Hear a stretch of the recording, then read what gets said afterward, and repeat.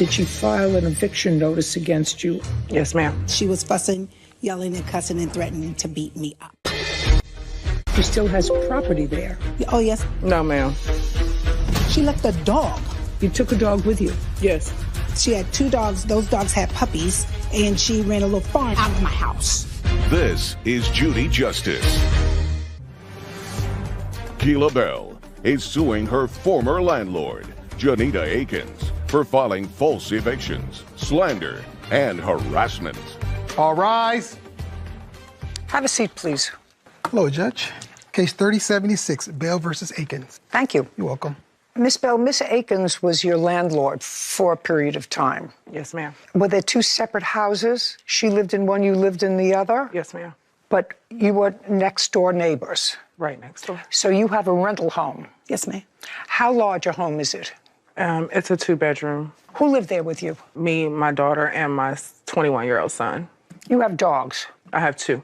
When did you first lease the house from Miss Akins? I leased from Miss Akins September 29th of 2022. And what was the rent you were paying? $87.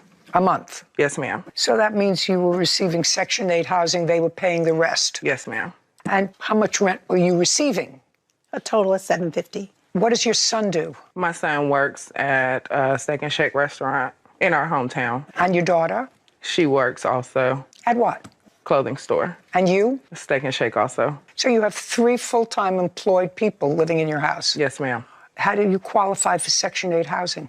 Well, everybody at the same time just started working at the home. I no longer receive Section 8 at this time. Well, I know that you don't, because you say that you don't, and that's part of your complaint against her, that because of the fact that she filed all these eviction notices against you, you lost your Section 8 housing.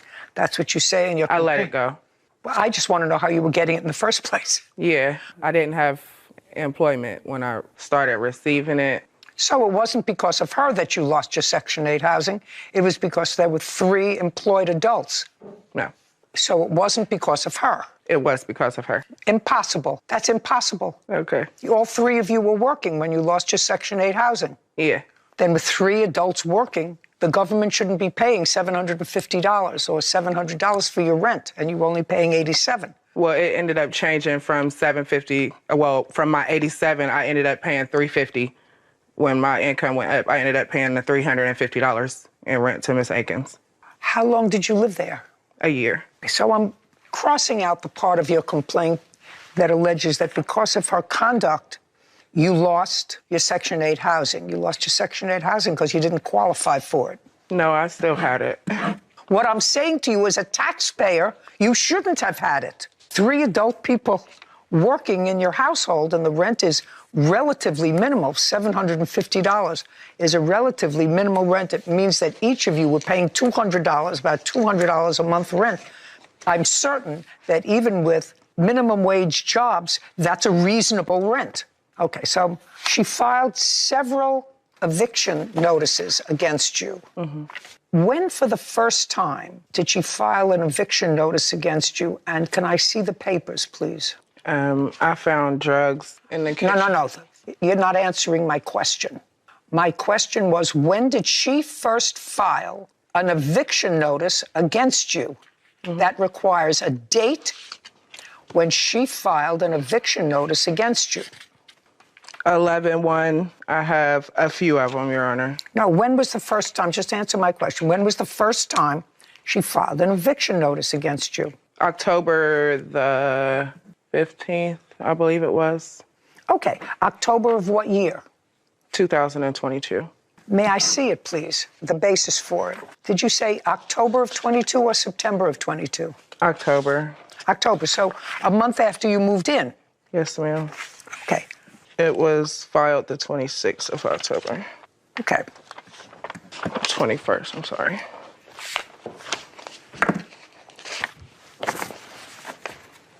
Okay. The hearing date was November 16th. This is what you allege. Illegal drugs in unit. Mm-hmm.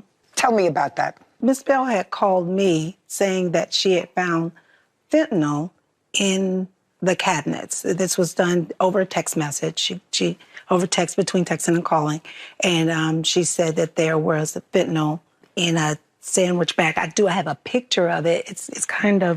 It's only in black and white, but Okay, so she called you and said she found drugs in the house. yes, ma'am. Okay, And go ahead. I didn't believe her because the house had been empty for 4 months before she moved in it, and it had been cleaned several times. Miss Bell, let me tell you this. It doesn't make sense for her to call you and tell you that she found this bag of drugs in the house if they were hers. Do you understand? Oh, yes, ma'am. So I don't understand, as one of the causes to evict her, you say illegal drugs in unit. That wasn't the first cause for trouble between her and I. The first was, and it was coupled together within maybe a 2 or 3 week span. So she was smoking in the unit. I had called her within 3 weeks of her moving into the unit. I had called the police on her twice already. For what? For threatening me, cussing me out, coming into the unit. I believe that she was coming up with reasons to try to get money out of me. No. Okay. Well, when was the first time you had trouble with her? It was October the 14th.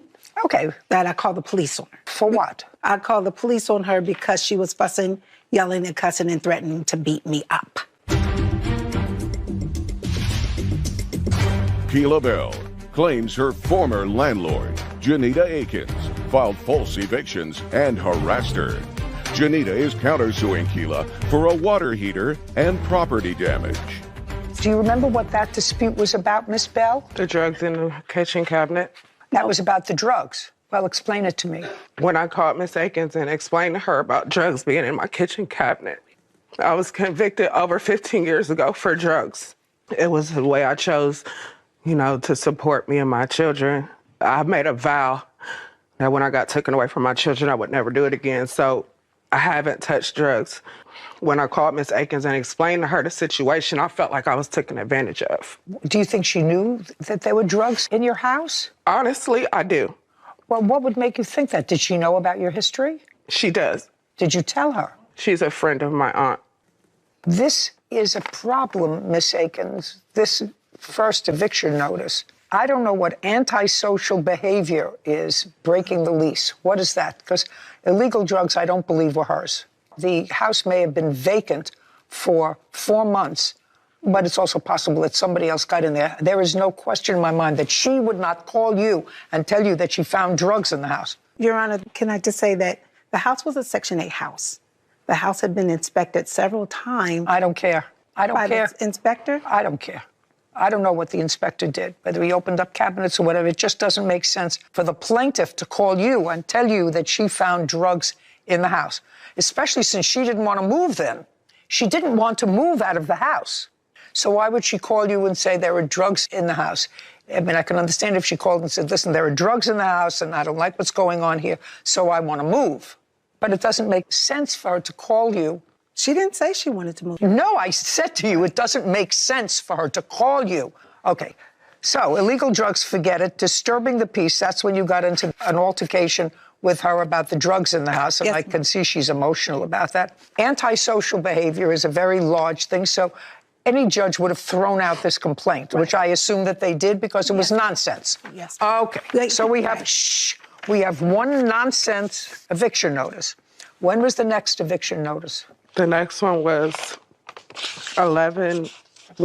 When was the next eviction notice you filed against her, Miss Akins? I filed that personally. I hadn't had a lawyer an attorney I don't care at the time. whether you had a lawyer. So It's nonsense. And Right, it was- so I do believe the next one was in November.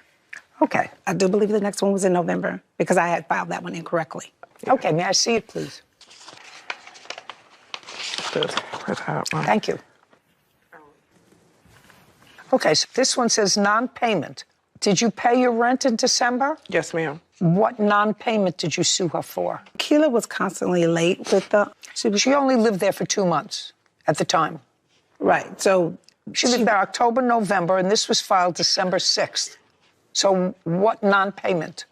She was late with that month's rent. Just a that I filed second. not payment. This was filed December 6th. December 6th. Right, rent is due on the 1st. Okay. Did you get paid from Section 8? Yeah, I do believe. Just a second. So you got paid from Section 8, and at that time, Section 8 was paying the vast majority of it, she was only paying $87.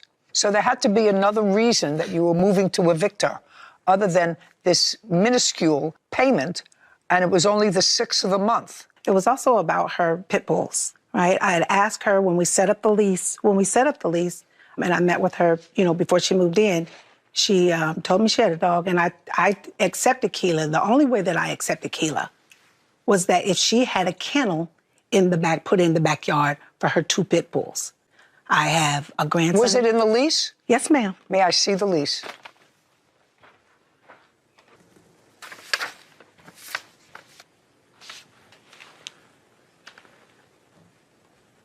Kevin, would you show this to Miss Bell, please, and ask her if that's her signature and that's the lease? Yes, ma'am. Okay, so when you moved in, you knew you had to have a kennel for your 2 pit bulls. Yes, ma'am. When did you put it in? That week. The week that you moved in? Yes, ma'am.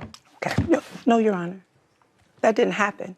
She didn't move a kennel into the backyard until April of this year. Your Honor, I've got a video. I'd like to take a look That's at it. from April of this year. Miss Bell, just make sure that what you're showing me is 2 weeks after you moved in. Do you understand? Okay. Don't show it to me. Don't show it to me unless the kennel was put in within 2 weeks of your moving in. Okay, this doesn't have a date, but this is her son attacking me when the kennel was being put in the backyard. In April. Just a second. Month and year. Okay. Listen to me carefully, Miss Bell. Okay. Let's not play with each other. Was the kennel put in April of 2023? No, ma'am. The kennel was When put was- in October when I moved in. Okay. And did you purchase the kennel? Did you purchase the kennel? No, I did, but I bought it from a friend. Miss Bell, you know we're in trouble here. I don't have a receipt for it. This last one was filed in December of 2022, and it alleges violation of the lease. Was the violation of the lease in 2022 that you're referring to the lack of a kennel in the house for the 2 pit bulls? Yes, ma'am, that's part of it.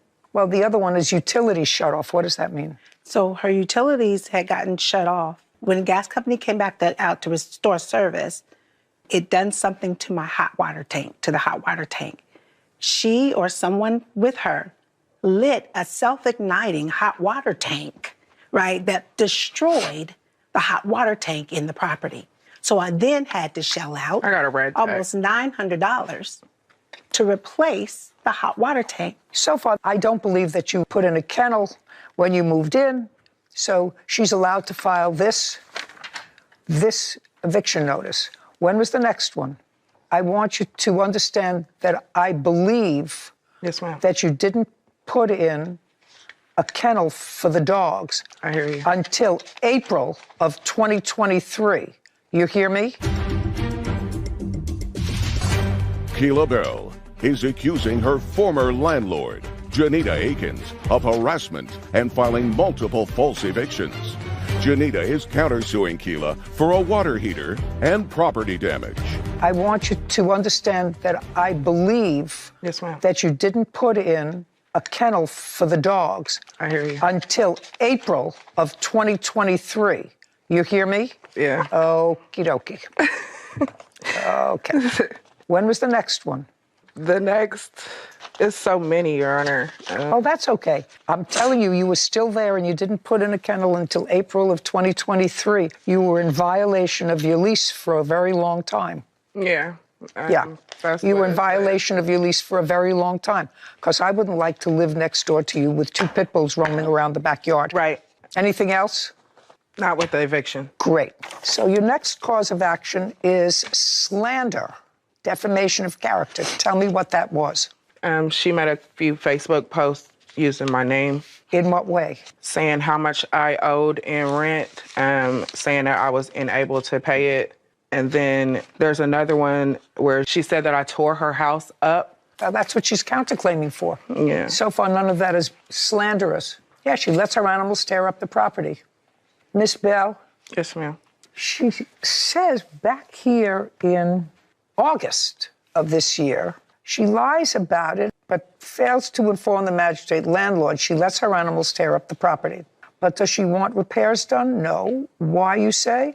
She engineers lies on Facebook to justify her actions in not giving me access to the property so it can look like I'm not doing the repairs. What she put on Facebook.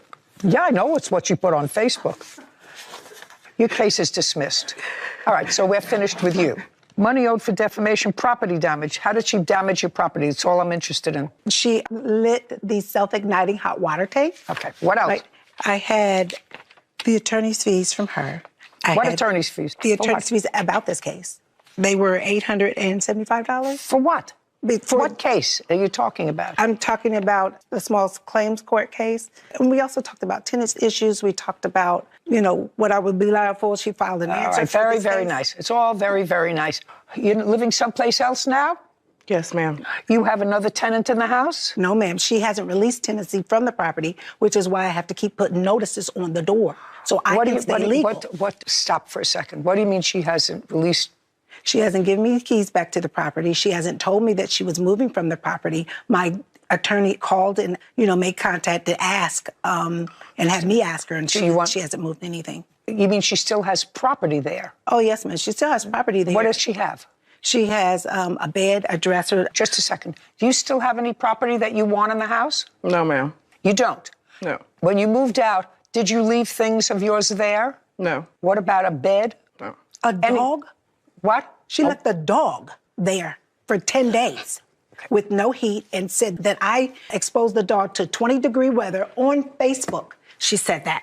Did you leave a dog there? No, ma'am. You took a dog with you? Yes. Okay, you have any proof? I have both. Did she have 3 dogs? I have 2. No, did she have 3? She actually had 9. She had 2 dogs. Those dogs had puppies, and she ran a little farm out of my house. Listen to me. You've both submitted yourself to my jurisdiction. Yes. Say nothing. She has now gone from the house. I find that she is acknowledged that she is no longer a tenant of yours. Cool. Anything in the house that you do not want to keep, that you think was hers, you can dispose of. Sell it, throw it away, change the locks on the door, the tumbler. If she didn't give you the keys back, change the tumbler. I will prepare that order, and I will sign it. And you agree with it, correct? Ma'am. Yes, ma'am. She's going to dispose of any property that's there. She's going to change the tumbler this week, because he should do that anyway. Yes. Mm-hmm. Okay? She don't own the house. I don't care who owns the house. She was your landlord. That's what she says. So if she wants to do that, she can do that. But you have nothing there that you claim is yours anymore, and you are no longer a tenant in that house. Correct. So whoever owns the house can get rid of whatever they want, can change the locks on the doors.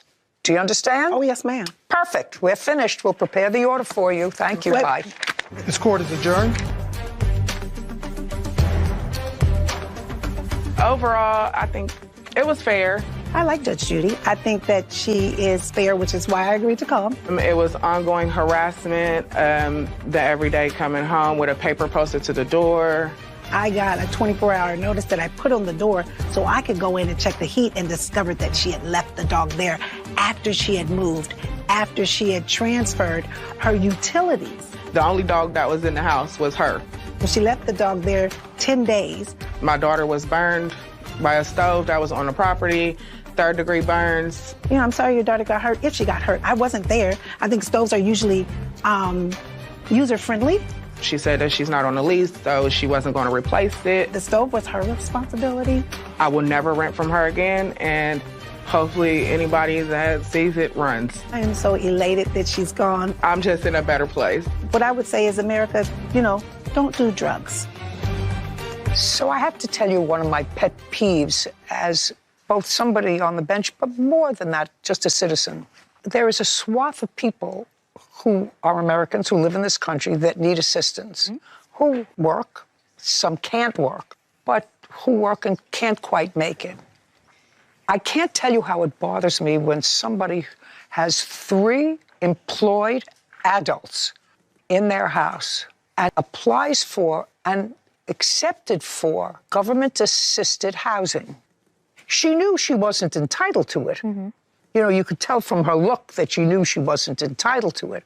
And it's just too bad that the government is so inept that it can't ferret out those people who need and those people who want. Well, there's a big difference. Need and want are two different things. It just constantly surprises me the inefficiency of government. And really the way some people will spend more time scheming to get what they're not entitled to than they will spend moving their lives forward in a positive direction. It is a very tricky system. You know, I've dabbled in just seeing what the process would be like of applying for any sort of government assistance and just to try and understand litigants a bit better who have gone through it. And it's complicated. It's nuanced and complicated and online, and there are multiple forms, and this one has to go before this one. I feel like if you're able to complete that, you have a skill that could be used in a productive way to make it so that you don't need to figure out that whole... Brzezinski, all parties please step forward. Edwin Blake is suing business owner Kyle Brzezinski for property damage and filing a false lien on his property.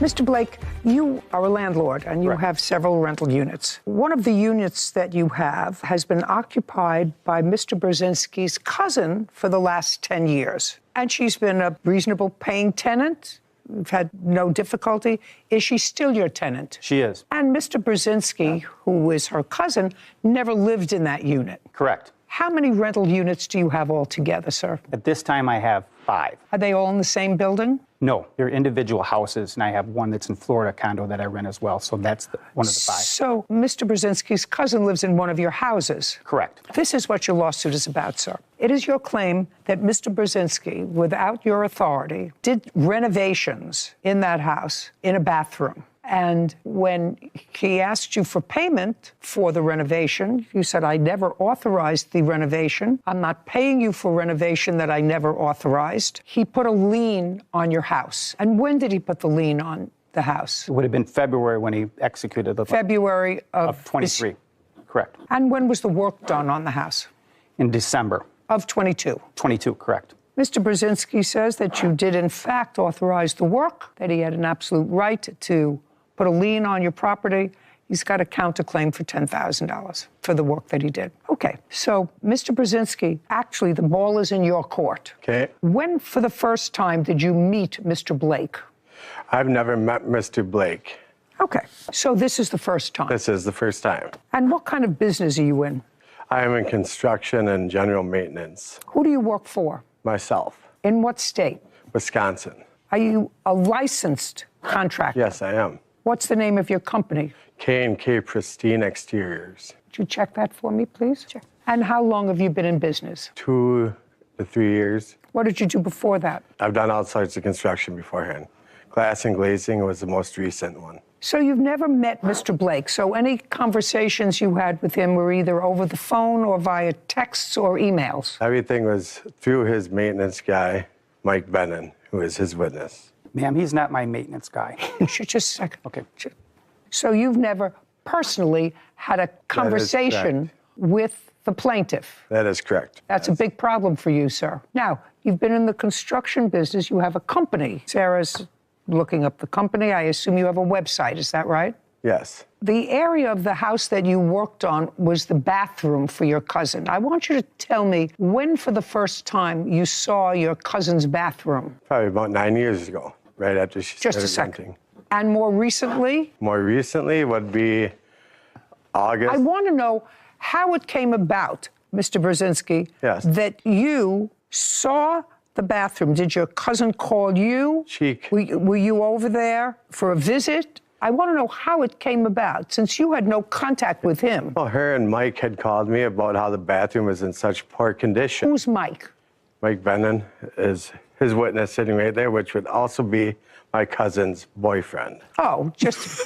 oh, okay. Yeah. Just a second. So this man, you say, is your cousin's boyfriend. Yes. And either she or he called you to come and look at the bathroom. That is correct. Okay. Was he living there at the time? No, he just stays there every so often. How long have you known him? I have known him once she introduced me, which would be a month or 2 before, in August. In August? Yes, that's when the first conversation about this renovation being done took place. Okay, so August this 19th. just a second. So this is the boyfriend, Yes. according to what you know, Yes. of your cousin, That's who you correct. know is a renter. Yes. Okay, and then what happened, sir? I want to know how it came about that you did the renovation, since you had no conversation with him at all personally, and you met him only for the first time today. You're trying to scam. Claims business owner Kyle Brzezinski damaged his rental home and filed a false lien on his property. Okay, so now the ball is in your court. August 19th, they had called to have me come meet and look at the bathroom, which I did. And Mike was there too, as well. Had us look at it and said, I go, yes, I can do that. And he said what he wanted done to the bathroom. So leave the tub.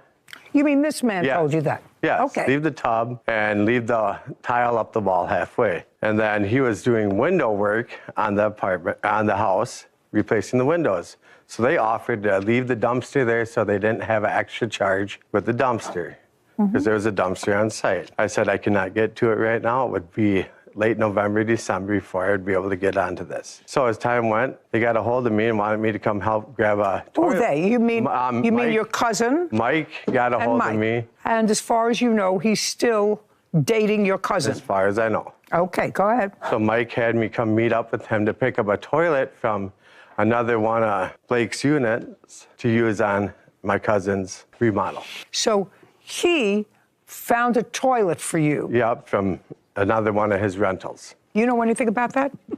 No. Just check. You know anything about the other toilet? That's all I'm asking you. I do. Okay.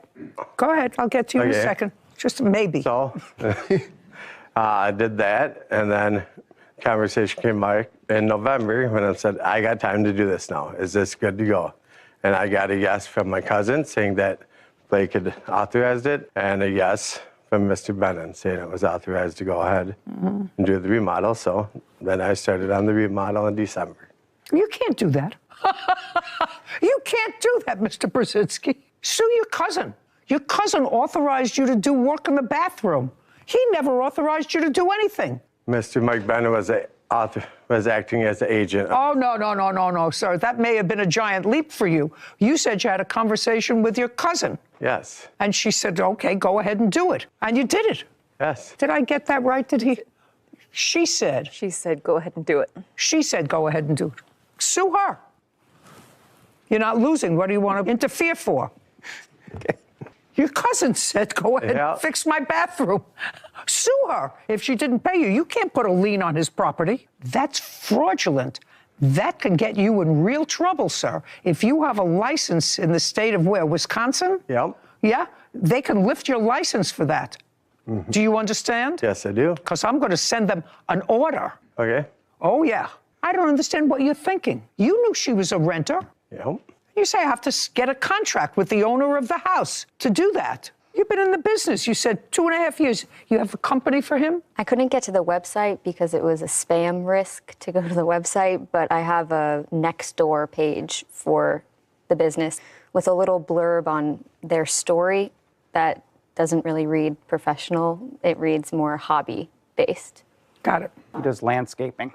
It's mostly landscaping. Mostly landscaping. His license By the way, do you? Qualifier. By the way, in Wisconsin, I know I've had to renovate bathrooms and I've done bathroom renovations, and all of that requires permitting. Did you pull permits on this? Think very carefully. Did you pull permits on this bathroom? No, I did not. No, but you were required to pull permits on the bathroom. There was a permit pulled for the renovations being done already on the house. You, in the bathroom, didn't pull permits? Nope. No. Well, this is a very easy case. I don't even have to ask about a toilet. You didn't have to open your mouth. Mr. Brzezinski. Yep. I am sending an order to the Department of Ag, Trade, and Consumer Protection. That's where it's going. And it's going to be a strong order. It's going to indicate that you had no permission from the owner of the property to do any work on the property. That's what I found.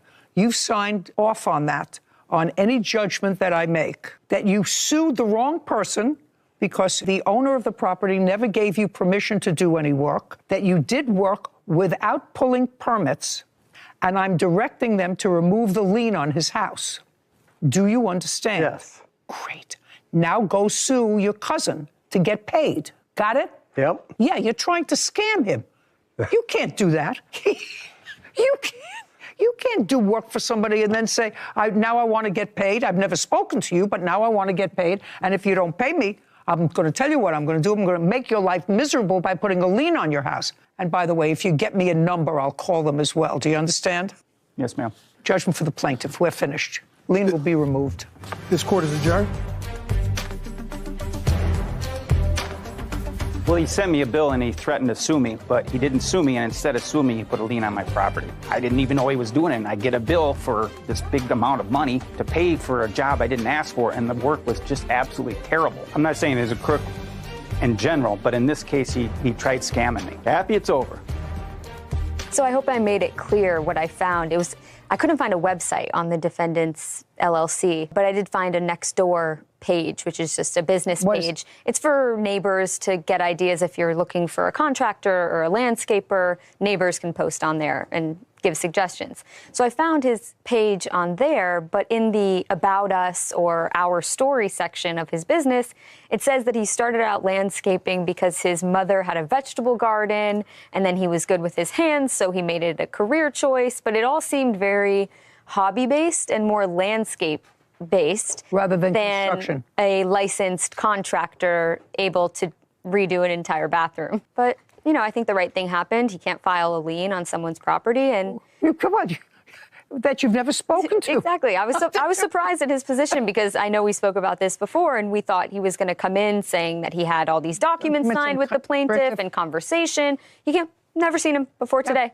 Just met him for the first time, so kind of was dead in the water before he got there. We'll do that order, and I'm confident that it'll work. Yeah. That they'll remove the lien from his house. Yeah. Are you a victim of an assault? Go to judyjustice.tv. Godwin Onyebujour is suing his child's mother, Deanna Williams, for assault, false arrest, and parking tickets. Court come to order. All rise. Have a seat, please. Hello, Judge. Case 3058, Onyebujour versus Williams. Thank you. Mr. Onyebujour, you have one child with the defendant. Yes, Your Honor. And one on the way. I'm not sure if it's mine yet, Your Honor. Well, she says it's yours. And you were, in fact, living together. At the time, not right now. You were living together from when to when? From January this year till about April. So the one child that you have together was conceived when you were not living together? We're living together. The first child we had, we're living together with my parents. And how long were you living with your parents? About throughout the whole time, my daughter was born. When was that? May 12, 2018. How long were you living with her at your parents' house? We're living together the whole time before we moved out. Give me the time frame. How many years? From when to when? 5 years, about 5 years. Sorry. Yeah, no. So that would be from 2013 to 2018, or from 2018 to 2023? 2018 to 23. So you've been constantly living together? Yeah, both at your parents' house and then in this apartment that you leased? Yeah, between those times, we moved out together to Long Beach, but we moved back in with my parent as well. So fine. So you moved back and forth, but you've been together with her since 2018. Yes, ma'am. Yes, Your Honor. When did she marry your brother? In what year? It's my cousin, not my brother. Just a second. Okay. Actually, it's who? It's my cousin, not my brother. Your cousin? Yes. When did she marry your cousin? I think it had to be 20...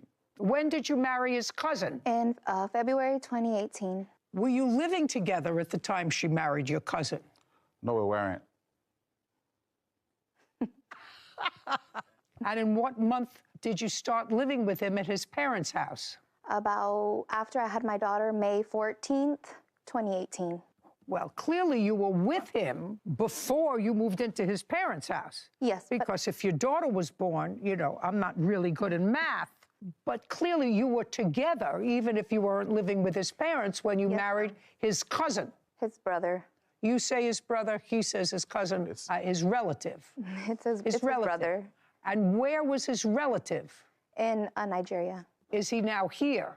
Yes. And are you in the process of divorcing? Yes, ma'am. That's not him, is it? That's him right there, yes. Oh, that would be you right there. Yes, ma'am. I would make a beeline for the door. No, sit down. All right. Okie dokie.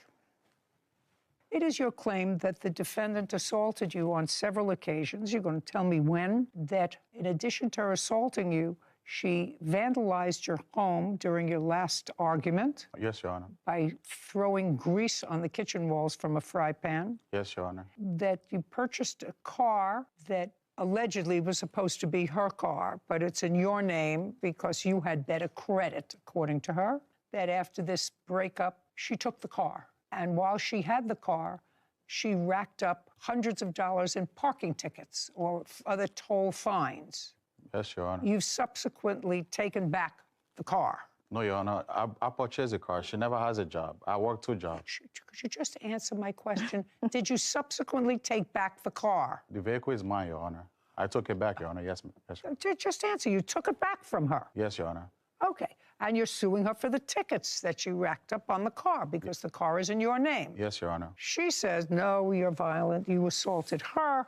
Oh, and you're also suing her for false arrest. A lot going on here. You're suing him because you say he abused you, and it was really your car. It was just in his name, as I said, because he had a better credit score. He didn't address the parking fines, but you want something for this car. Okay, just for my own information, Miss Williams, your daughter is now 5? Yes, ma'am. And you're expecting another? Yes, ma'am. What do you do for a living?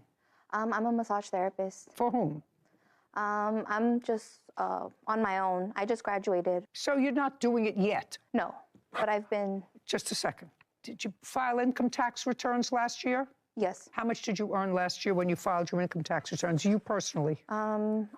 Just be very careful. Yeah. How much did you claim that you earned if you filed income tax? Well, I had a W-2. I was previously working at the DMV. And how much did you earn? About 25 to 30K.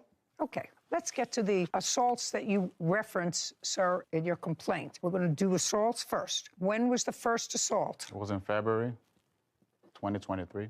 I don't want to get to the first assault because after February 2023, you moved back together. Yeah, temporary. Just a second. Yes, Your Honor. You claim you were assaulted. You went to the hospital. You had broken ribs. Yes, Your Honor. Police were called, and you weren't together at that time. She left the house. Yes, Your Honor, because she has a restraining order. You filed a restraining order against her. But then you invited her back to the house in March. I never invited her. She came back to the house, and I never... Just a second. Yes. When she came back in March, did she come back in March and stay for a period of time? Just be careful. Yes, Your Honor. We're going to... Yes, Your Honor. We're not going to play a mind game here, sir. Yes, Your Honor. She came back. Yes, Your Honor. You agreed that she could come back. Yeah, because her name is on the lease. I can't kick her out. Yes, Your Not Honor. because her name may be on the lease. You couldn't kick her out. Did you sleep with her? Yes, Your Honor. Did you sleep with her? Yes, Your Honor. Yeah, that's not on a lease anywhere because she's married to your brother. Do you understand? My cousin, Your Honor. Cousin. Okay. Do you understand? So you invited her back to the house after this assault. And in the law, you know what we call that? Condonation. Well, it was an assault, but you forgave her because you invited her back to the house. She has no place to go. I had to let her... I don't, listen, shoulda, woulda, coulda. If you say she came back because she was on the lease, she had no place to go, that would make you altruistic. Sleeping with her is a different situation. Do you understand that, sir? Yes, Your Honor. Okay. So all 3 were true. She was on the lease. Yes, Your Honor. She had no place to go. Yes, Your Honor. And you slept with her. Yes, Your Honor. There we go. That's called condonation. That may be an expensive condonation for you, but it's condonation. Now, so she moves back in March, and what's next?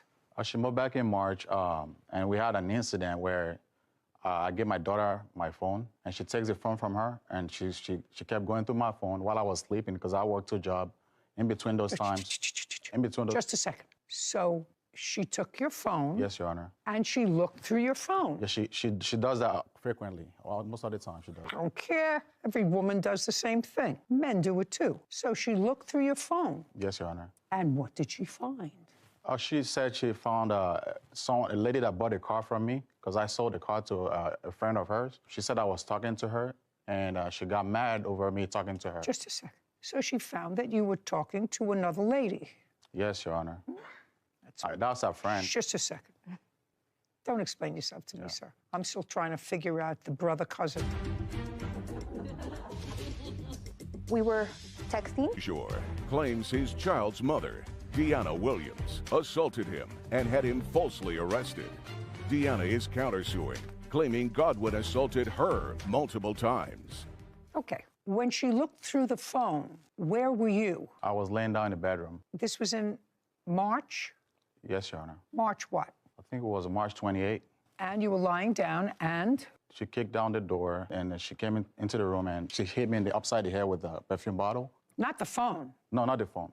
Because my daughter had the phone. I thought my daughter had the phone, but when she came into the room, she kept asking me, "Who was that? Were you talking to this person?" And I said, "Yeah, but nothing sexual or nothing like bad about my conversation with her." But she was mad about it, because she got aggressive. So she hit me upside the head with a perfume bottle, punched me in the eyes, and she ran out the door with my daughter. This was March 28th. Yes, Your Honor. Were you treated for that anywhere? No, I wasn't, Your Honor. Did you take any photographs of it? The police did. May I see them? I don't have it right now, man. The police were called. They were called because I went to work that day. Because as soon as the incident happened, she took my phone, she ran out the door, so I couldn't call the police. So I went straight to work. So they came to my job to arrest me. That she had scratched herself because after they released me, she told me that she did that because she thought she was going to get arrested for hitting me. Because she had a prior restraining order. Yes, Your Honor. What happened to that case? It's dismissed. Is that right? Yes, I believe so. What do you mean you believe so? I have evidence. I was never notified. Just from what he told me, the case was dismissed. Well, why don't you tell me what happened, your version of what happened on March 28th? March 28th, you were looking in his phone. You were looking in his phone. Listen to me, be very careful. March 28th, you were looking in his phone. It was March 29th. March 29th, you were looking at his phone. And? I was looking in his phone. I found messages and cash apps of him sending another woman money. Now, in what room in the apartment were you when you were looking at the phone? So this incident is not related to what he's talking about. That was the night before. That's March 28th. No, March 29th. This incident happened on March 30th. So previously, the night before, I had found the messages. I had questioned him about it. He said it wasn't anything. He wasn't doing anything, blah, blah, blah. The next day, which was a Thursday, I was in the bedroom. Mr. Onyebajor was in the living room with my daughter.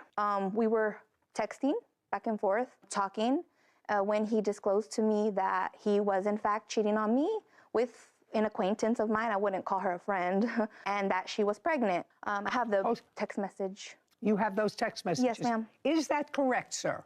That's either a yes or a no. She says she has the text messages. Your Honor, no, because she has my phone. Just a second. May I see the text message? Yes, ma'am. Just a second. Did you write in a text message to her, listen to me, that you were having a relationship, I didn't finish the question yet, in sum and substance, you were having a relationship with someone else and the person was now pregnant with your child? I never wrote, no, Your Honor. Okay, may I see it, please? She has my phone the whole time. May I see it? Before I look at this, sir, I'm going to give you one more chance. Were you having a relationship with someone else prior to March 28th? No. Yes or no? No, Your Honor. Okay. Did another woman advise you that she was pregnant with your child? No, Your Honor, I don't have no child.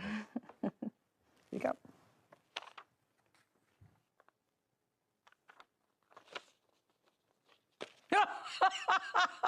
Your Honor, I also have the messages between him and her. Just a second. Excuse me. Yep, because you don't take it out of my wallet. Referring to this other woman. Wow, finally you're a man and admit that.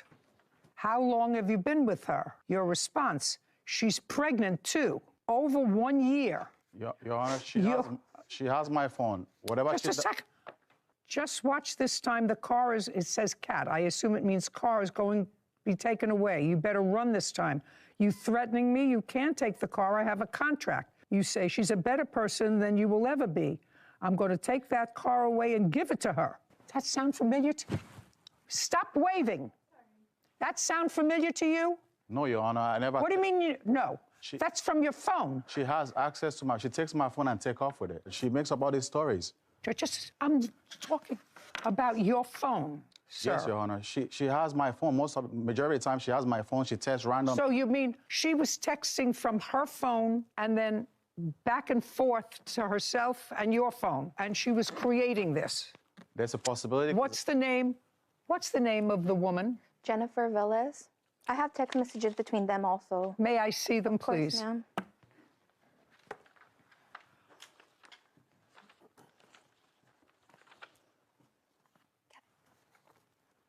Okay, so what happens is when she gets your phone, she's able to make copies of what your conversations are, not only with her, but with Jennifer. Do you understand? I don't have no, that's her friend. I don't have no relationship with her friend. They were friends. I saw the card to her, that was it. I don't know whose messages these are. The gray is her, and then the green is him. And those are the messages from her to him, asking him for money, telling him to delete the messages. Okay, so now we're at March 28th, 29th, and 30th, somewhere around there. You're up. Yes, ma'am. So I was in the bedroom, he was in the living room. That's when we were exchanging those text messages, when he had admitted that he was in fact cheating on me and the woman was pregnant. When I received those text messages, I kind of put me into a panic attack. You got angry. Yeah, I got angry. I was kind of hyperventilating. I was like, Got it. Yes, ma'am. So I was in the bedroom with the door locked. He came to the bedroom door, started banging on it, telling me to let him in. I did not open the door. I continued crying pretty hysterically. And that's when he proceeded to break through the door. He entered into the bedroom and immediately started assaulting me. He was hitting me. I was sitting on the edge of the bed. He grabbed me by my hair. He just kept... Did you seek medical assistance? Yes, I did. Can I see the medical report? I have the police report. Who did you seek medical treatment from? So I went to the hospital. Just a second. Let me see the report from the hospital. I don't have that. It doesn't help me. I don't have that with me. And it doesn't help me. Okay. Then it doesn't help me. Says she ultimately refused being transported to the hospital. Yes, because Not because. That's what it says. No, yeah. I drove myself. I didn't want to go on. I don't know that because you don't have a report. You want to tell me... His child's mother, Deanna Williams, of assaulting him and lying to the police. Deanna claims she was the one assaulted. Now, you left the hospital prior to treatment. Is that right? Yes. Just say yes or no. Yes, you left the hospital prior to treatment. Can I see what happened with this case? You were arrested. Yeah, I was arrested. You were arrested on this case, and that's the false arrest that you have. False arrest. That's the false arrest that you have. May I please see the district attorney's write-up on that, or whatever you have that indicates the case was dismissed? I think it's one of them. Okay, sorry. Let me double check on. And while you're looking through documents, I'd like to see proof of the tickets that she got. This was dismissed. This incident occurred in April. That's the last one she got arrested, when she broke the wall. No. I understand. Oh, that's a dismissal? I'm talking about the dismissal. It's right there, Your Honor.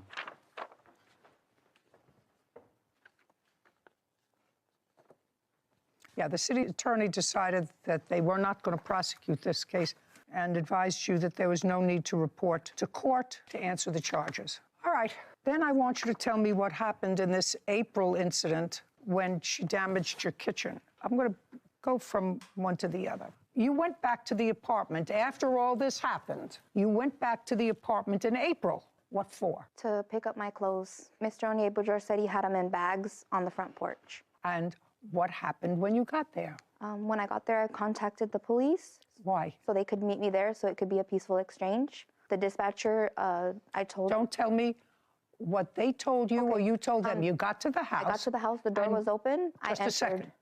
Were there bags on the porch? No, ma'am, there was not. Okay. The door was open in April. Now, you had, according to you, this violent attack in March. Stop looking through your papers.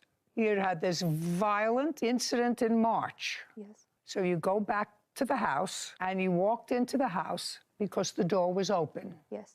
And then what happened? I started to collect my things. How did you start to do that? I went into the kitchen and I was getting my things. What things? My blender, my... No, that's not your clothes, madam. Well, I had... That's not your clothes. Okay.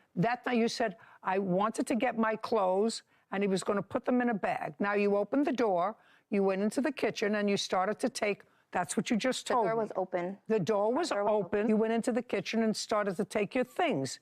What things? I started to take my blender. All of my things. Just a second. I don't know whose things they are, madam. You started to take things that weren't your clothes. Okay. And then what happened? And then the brother saw me and told Mr. Onyebujor, who was in the restroom, that I was there. And? I started to quickly get out of the kitchen. How did you do that? I went to grab the stuff and I went out. So you went to leave the kitchen with the stuff from the kitchen? The blender, yes. The blender. And? Mr. Onyebujor came out of the bathroom and he attempted to take my phone.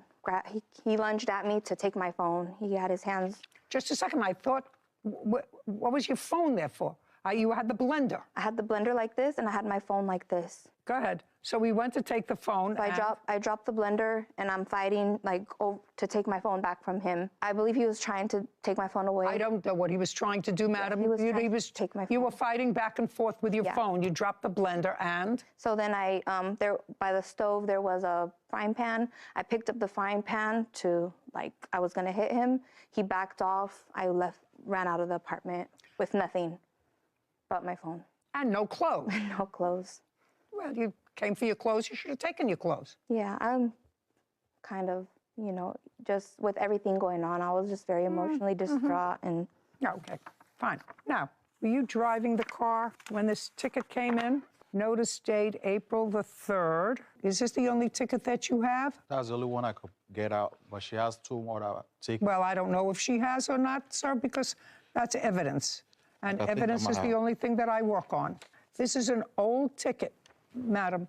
Yes, I paid the tickets. I have my bank statement. Did you pay? Let me see that this ticket was paid. Just let me know the date, please. The citation date was November 30th, 2022. And the notice date was... And you parked in disabled parking. No, Your Honor, that was him. He took the vehicle up to the mall, and that was him. That was his ticket. You want to know something? You know how much I don't care? I actually think that the two of you deserve each other. No. Yeah. Oh, yeah. You want to tell me how it came about that the mother of your 2 children, one and one to be, how she came to marry your cousin? I didn't know about that at first. We went to Africa before he started talking to him, because at that time we're not together.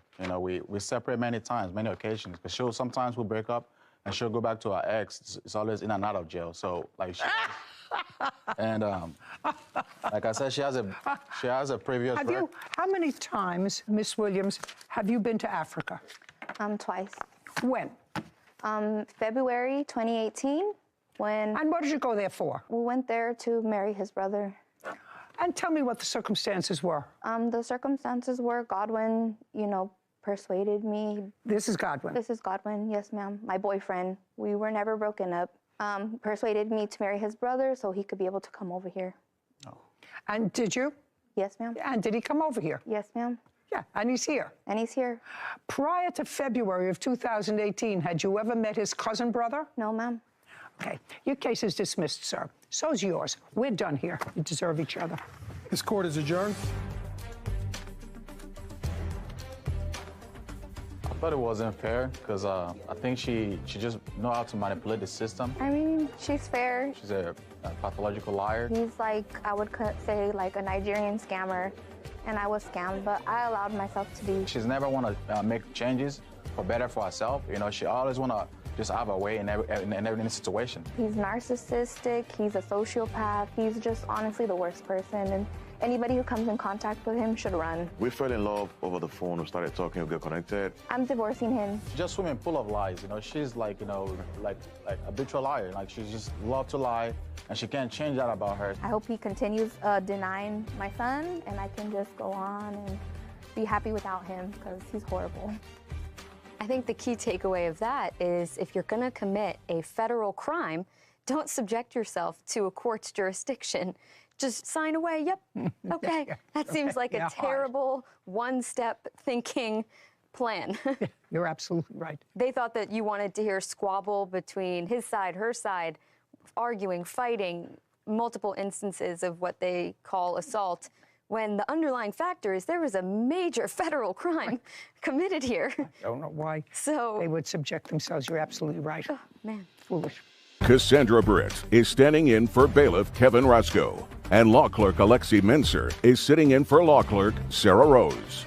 Brandon Spriere is suing her ex-boyfriend, Christopher Kennard, for a truck title, tickets, and emotional distress. Court come to order. All rise. Have a seat, please. Case number 3071, Briere versus Kennard. Thank you. Briere? Yes. You and the defendant had a relationship on and off for about 10 years. You have one child together. We knew each other for 10 years. We were only together for 2 years. But yes, we have a child. A little girl? Yes, ma'am. How old is she? 3. And is there an adjudicated custody order with regard to this child? You are no longer together. Right. It's in the process. But right now, the defendant has physical custody of the child. The defendant has physical custody of the child. And he's had physical custody of the child since when? What month and year? It's still, the judge hasn't signed. No, he's had physical custody. You left the house month and year. I left in June of 2021. That fell off. June 2021? Yes, ma'am. And when you left, did your daughter stay with the defendant? Yes. That's either a yes or a no. Yes, Your Honor. And she has been with the defendant ever since? Yes. Do you have visitation with her? Yes. When? And under what circumstances? When I see my stepmom and father, they'll pick her up from him, and then I go over to their house. So you have supervised visitation? Correct. And it's supervised by relatives? Yes. Who made that order of supervised visitation? CPS did. Child Protective Services? Yes. And when did they make that order? What year? This year, 2023. Prior to Child Protective Services making the order, between June 2021 and 2023, did you have any visitation with your daughter? Yes. When? Regular or just... Yes, regular. And who set that order? We agreed to it. The two of you? Yes. What was that agreement? After I left, about 6 months later, he would allow me to come on Mondays and pick her up. And then if I wanted her for like a weekend trip to go see my sister, he would allow her to do that with me too. Okay. Was there a trial on the issue of custody? Yes. Did you testify? Yes. Did the defendant testify? Yes. Did Child Protective Services testify? No. Did the child have an attorney, a law guardian? No. At the trial? Did you have a lawyer? Yes. Did you have a lawyer? No, ma'am. That trial took place in what month? There was no trial, Your Honor. We had got mediation, ended up doing mediation. May I see it, please?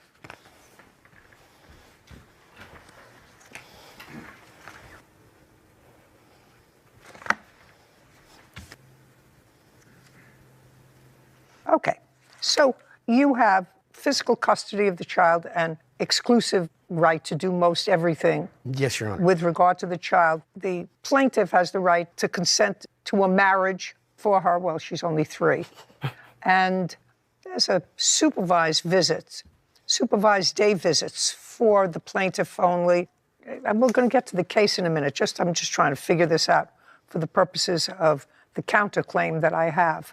His counterclaim that I have, one of the grounds for that counterclaim is that you claimed the child as a deduction on your tax returns for the year 2022, and therefore he lost out on a certain amount of money.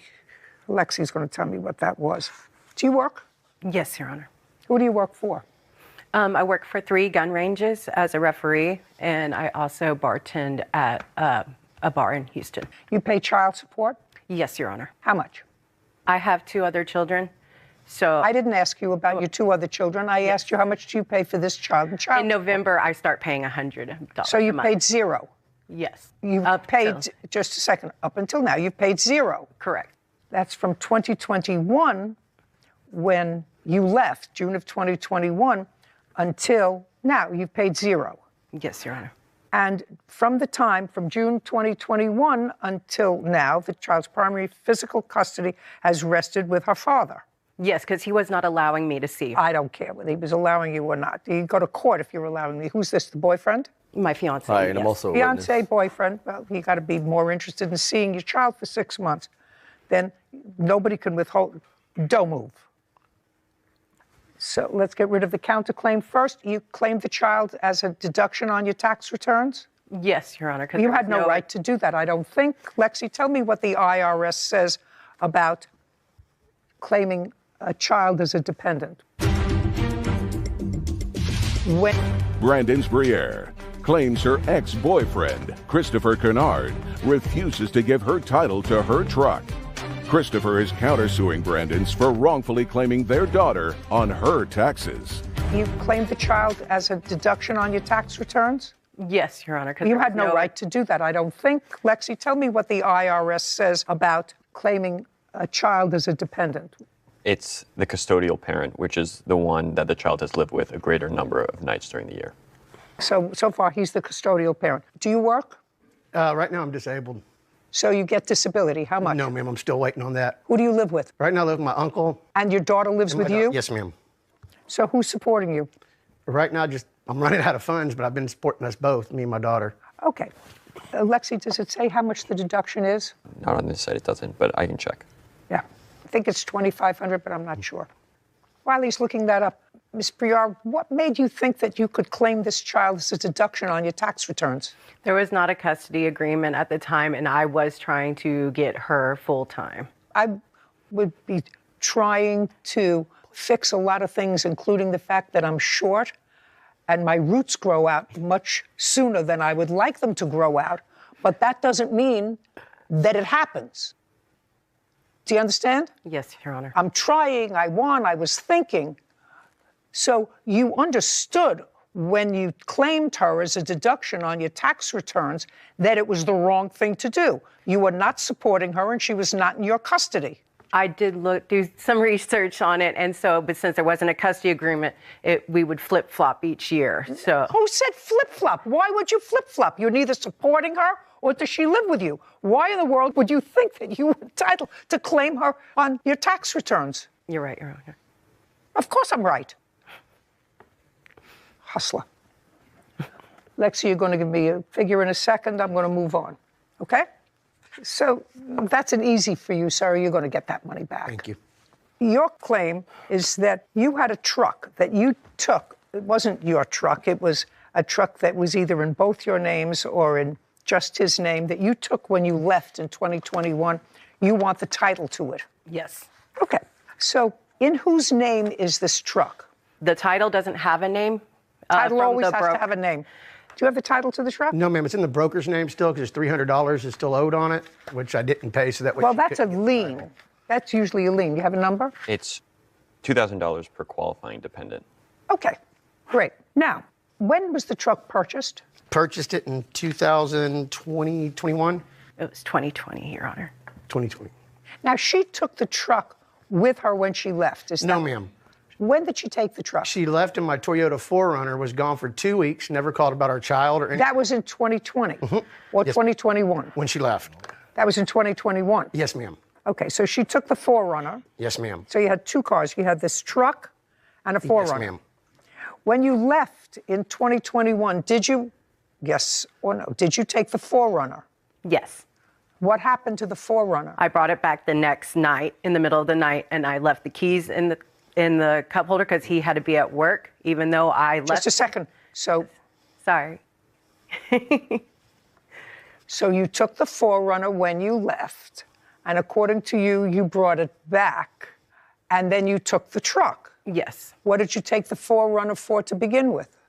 Because I had gone to a meeting that night and for AA, and I went to a meeting and they gave me support to leave him because he was very emotionally. Would you please tell me what you took the 4Runner? Because I went to the meeting in the 4Runner.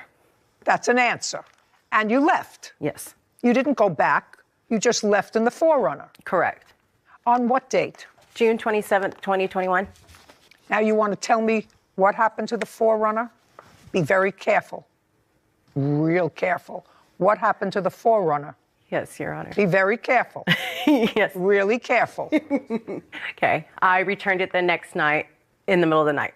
And In the same condition as when you took it? Yes. In the same condition as when you took it? Yes, You Your Honor. returned the 4Runner? Correct. And you took the truck? Yes, Your Honor. Why? Because I already had suitcases in the truck packed. Why didn't you just take the suitcases out of the truck and put them in the 4Runner? Because I drove the truck every day to work. He would drive the 4Runner, I would drive the truck. So that's why they were in there. But I took his car to the meeting. So you were planning? No. Yes. Yeah. So you were planning on leaving before you went to the meeting. If you packed your suitcases and left them in the truck and then went to your AA meeting and didn't return home, then you were planning on leaving him before you went to the meeting. Correct. I had him in there for about a month. Well, who was using the truck? Just you? Yes. Well, if just you were using the truck, I still am not understanding why you took the 4Runner. I'm not recalling that day either. I just went to my meeting and then... You're not recalling that? Right. I just remember... When she left, did she take the 4Runner? Yes, ma'am. And the truck had absolutely no suitcases or anything in it, because I had just taken it to a mechanic several days before to have the engine block looked at. No, the radiator, excuse me. They were going to have to replace it. What happened to the 4Runner? She left in the 4Runner, and 2 or 3 weeks later, not days, she brought it back at 3 or 4 in the morning.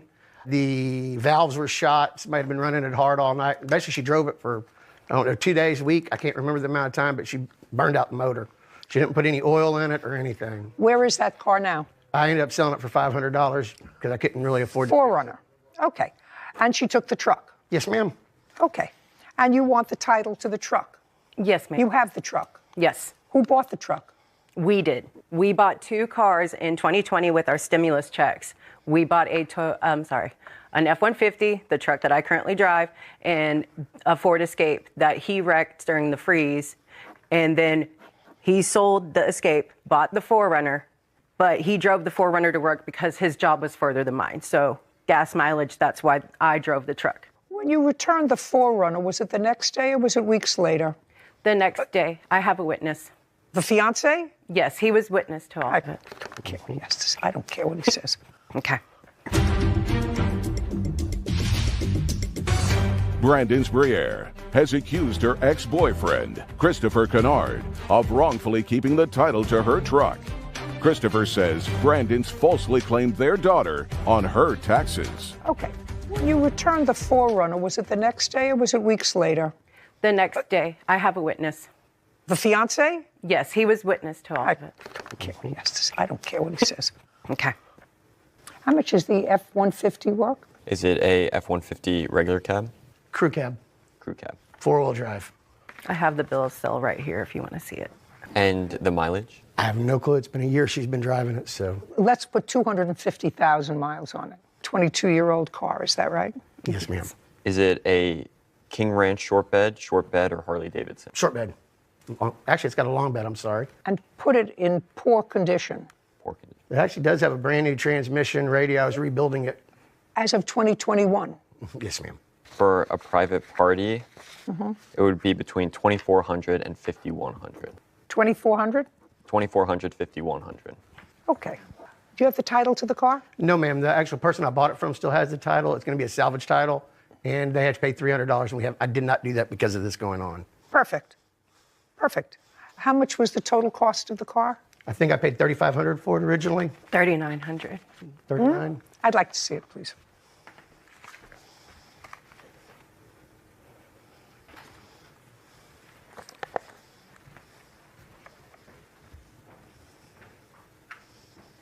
Well, he's the purchaser of the car. Yes, Your Honor. So when I had the money to go get the title, and I talked to the broker said I could get the title as long as Christopher comes with me and brings his ID, and we can write the title in my name, which he did agree upon. Then all of a sudden the taxes things came up, and so he said he wasn't going to help me. Okay. Mr. Kennard, if the plaintiff pays off the broker, which is what, $300 Yes, ma'am. left? Are you prepared to sign the title over to her? It's not her vehicle, so why would I want to sign my title over to her? I have text messages telling. The only reason she has the title, period, is she blackmailed me. No. I needed my child's birth. Just what I'm asking you is, we're talking about a truck that's been in her possession now for 2 years, right? Yes, ma'am. And we're here now, and I have to make a decision, right? So far, are we correct? Yes, ma'am. And it would seem to me smart for you to take everything that has to do with this truck out of your name. Yes, ma'am. Absolutely. Yes. Totally. So my question to you is, once I resolve the issue of the child and the deduction for a dependent that she took erroneously in 2022, which I'm going to do, if she pays off the truck, will you consent to the title being put in her name? Yes, ma'am. That's a very smart thing. So it makes my life very easy here. On the counterclaim, I'm awarding the defendant $2,000 on your counterclaim, and that is for her erroneously taking the child as a deduction in 2022. Your request for the title to the truck is granted to this extent. Once you pay off the broker, I am directing the defendant to sign off on the title. We are withholding the $2,000 until that happens. Do you understand? Yes, ma'am. Does that sound reasonable? Yes, ma'am. Does that sound reasonable? Yes, ma'am. Perfect. That's the order of the court. Your Honor, one other thing. Yeah. I also have toll road. She's been running on it. And Just a second. Just a second. You mean 80, tickets? I have 86, 82 in tolls she ran in that truck. $86. $2,086. I didn't have to look at it. I believe you. And then I also have the report where the demand letter where she stole the vehicle, a police report where she stole the vehicle. And the only reason she ever has any of that is I needed my daughter's birth certificate, which she refused my daughter to have. Okay, So but right now, everybody's going to have a wonderful kumbaya moment. You're going to get the money that you are absolutely entitled to that she wrongfully took, and you're going to be out of the F-150 business, which means if there are tickets on the car, they're hers. She won't be able to register it. If there are tolls on the car, they'll be hers. And if she gets into an accident, nobody can sue you. Yes, ma'am. I think that that's a good idea. Yes, ma'am. Yeah, because I'm not quite sure about her. $2,086, judgment on the counterclaim for the defendant, being withheld until the title is cleared with your payment, yours, of $300 to the broker. Great, we're done. Thank you, Your Honor. This case is now closed. Court's adjourned.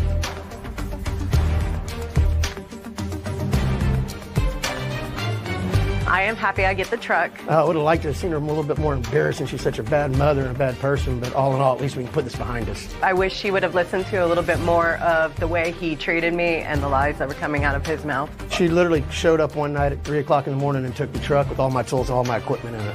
How I took the car, how he didn't give me the truck. He said that I stole it. I did not. He gave it. I had text messages that said, you can have the truck. Her little boyfriend tells her what to do, and she does it. He's still mad that I left him 2 years ago. It's all about her and her daughter. She has nothing to do with any of her 3 children.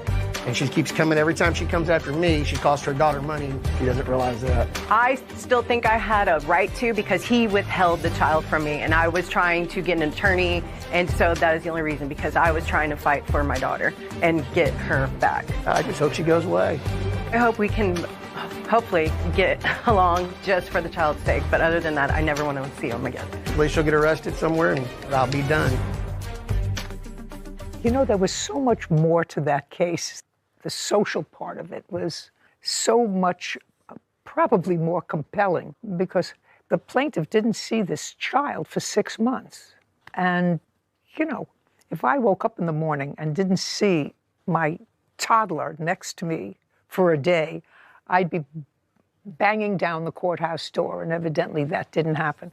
So it didn't happen because Child Protective Services was involved, and I assume Child Protective Services was involved for a reason. And in addition, there's supervised visitation. Supervised visitation usually means that there's some issue. And this was supervised visitation as a result of a mediation. Got to keep your fingers crossed for this 2-year-old. I think everybody left happy. What's your impression? I agree. Two brothers fighting with each other. And you went upstairs and retrieved your gun. To use it in self-defense if he was going to choke me again. That never happened. I had been choked 3 times. When he was pointing a gun at me and my son, I had to put him behind me just in case he decided to fire a shot off. Really? This child was there. This is Judy Justice. Shay McNulty and Amanda Warren are suing Shay's brother, Desmond Fairbanks, for lost wages, hotel bills, and injuries from an assault. Court come to order. All rise. Have a seat, please. Hello, Judge. Case number 3091, McNulty Warner versus Fairbanks. Got it. Mr. McNulty, this is your brother? Yes, ma'am. And this is your fiancé? Correct. And the two of you were living in your grandfather's house? Yes, ma'am. Who was also your grandfather? Yes, ma'am. Also living in the house was your son? No, we had not moved in at that moment. But you were planning on moving in with your son? Yes, ma'am. An incident occurred when you came to the house. Yes. And your brother and Miss Warren were there. And there was an altercation on May 8th of last year. Mr. McNulty, you work as a security guard? Yes, Your Honor. And you're licensed to carry a gun? I have a CCW, concealed carry weapons license. And how long have you had that? Over 1.5 years as of today. I'm going to do a general picture. You came with your son? Yes. I don't know whether to look at the room that you were going to move into. The two of you have a history of not getting along, or just... We just don't talk. I don't really associate with them anymore. Well, prior to May 8th, you didn't associate with them either. Yes. Okay. I want you to tell me what happened when your brother arrived with his son. Well, when they got there on May 8th, it was about 9:30, 10 o'clock in the morning. Did you know that they were moving in? We found out 2 weeks prior. It was brought to our attention, but there was no specific date. Okay, so who told you? He notified us first via face-to-face conversation while he was at the house a previous day prior to the incident taking place. So you knew they were coming. And on May 8th, they arrived in the morning. Yes. And your fiancé was less than pleased that they were there. Yes. Okay. And is there any particular reason why your fiancé was less than pleased that your brother was coming to his grandfather's house? Just because of the comment that she made that people show up unannounced without us knowing or surprising us. It's not her house. I understand. No, she was just upset that he showed up. And then that's when she had made the comment that people show up unannounced, and that was what started the events. Yeah. She should probably butt out of business that doesn't involve her. Does your fiancé work? Yes, she does. Does she contribute to the household? In what way does she contribute? We were paying the utilities for the house. That was it, because the house is paid off. But your grandfather lives there, does he not? Yes, he does. He doesn't charge you rent? No, he only said pay half the utilities. Okay, so he doesn't charge you rent. You'd have to pay all the utilities if you lived someplace else. Yes, correct. So there's an altercation on May 8th because your fiancé starts up with your brother, who clearly you knew was coming 2 weeks before. Yes, 2 weeks, yes. And you're going to tell me about this combat that took place, but at some point you left this place where you were all fighting with each other, and you went upstairs and retrieved your gun. Yes, my firearm out of the safe. And when you came downstairs, the police were there. Not at the time, Your Honor. What did you do with the gun when you came downstairs with the gun? You retrieved the gun. Yes, Your Honor. You went downstairs, and what was your intention to do with the gun? At that time, my intention was to use it in self-defense if he was going to choke me again. I had been choked 3 times. Now, you've extricated yourself from this situation. You managed to go upstairs. You could also go outside. Yes. You could go anywhere, but you went upstairs to get a gun. Yes. To bring downstairs. And you weren't in danger when you were upstairs, right? Correct. So then you come downstairs, police arrive, and they arrest you. Yes. And they arrest you on what charges? The original 3 charges were assault, domestic violence, and aggravated menacing. Did you point the gun at your brother? After he tried to... Just a second. Yes. The answer is yes. Yes, Your Honor. You have to understand. Yes, Your Honor. Once you're able to withdraw from a situation that clearly was precipitated by her, but you're able to withdraw from it. You can't go someplace else and get a gun and come down and shoot him or menace him because you have an alternative. And your alternative is you're safe. You're upstairs. Lock yourself in a bathroom. Go out the back door. You subsequently pled guilty. You got a deal. They gave you, according to you, a disorderly conduct. Yes, Your Honor. As a result of the same incident. I don't care what you pled guilty to. You pled guilty. And now you're suing him for the following. Hotel bills, because you and your fiancé had to move out of your grandfather's house where you weren't paying rent. That's part of your lawsuit. Yes. That's dismissed. Lost wages. Well, you had lost wages because you work as a security guard. In order to work as a security guard, you need a gun, correct? No, I'm unarmed. Really? Yes, I'm unarmed. So what did you need a gun for? Shay McNulty and Amanda Warren claim Shay's brother, Desmond Fairbanks, owes for injuries resulting from an assault. Desmond is countersuing, saying he was assaulted by Shay. So what did you need a gun for? At that time, after I was choked 3 times, it was in case I needed it. I had retreated back into the house to get away from him, and he followed me the third time. No. I thought you needed the gun for your job because you're also suing for lost wages. No, the gun has nothing to do with my job. I'm unarmed security for the state of Ohio. Okay, so then what did he have to do with you being out of work for 5 months? Because he called my boss and told him, and I also have a statement from my boss saying that he did receive a call from him, and because he did call him, that he has to suspend me without pay. Because you brandished a gun? No, it was just because of the fact. No, he told your boss that you had brandished a gun. I don't know if he told him that. Well, why do you think you were suspended from your job? Because he called them to make them aware of the situation, and because I am a security officer, I have a guard card. The Homeland Security suspended it because I was away from work. He had called my boss and spoke to him directly. That's all right. He's allowed to do that. You pled guilty. If you pled guilty to disorderly conduct, you pled guilty to being the aggressor. Whether it was an assault or an attempted assault, a battery, you pled guilty. That's the same thing as being found guilty by a jury. He's allowed to call your boss and say, you don't want this guy around. He's got a gun. And he came downstairs and he was brandishing the gun, threatening me, menacing me. And I had a child there with me, a 5-year-old child. His child was there, right? His child was outside. His child was there. Off of the property. But yes, he was there. Well, of course. He was off of the property.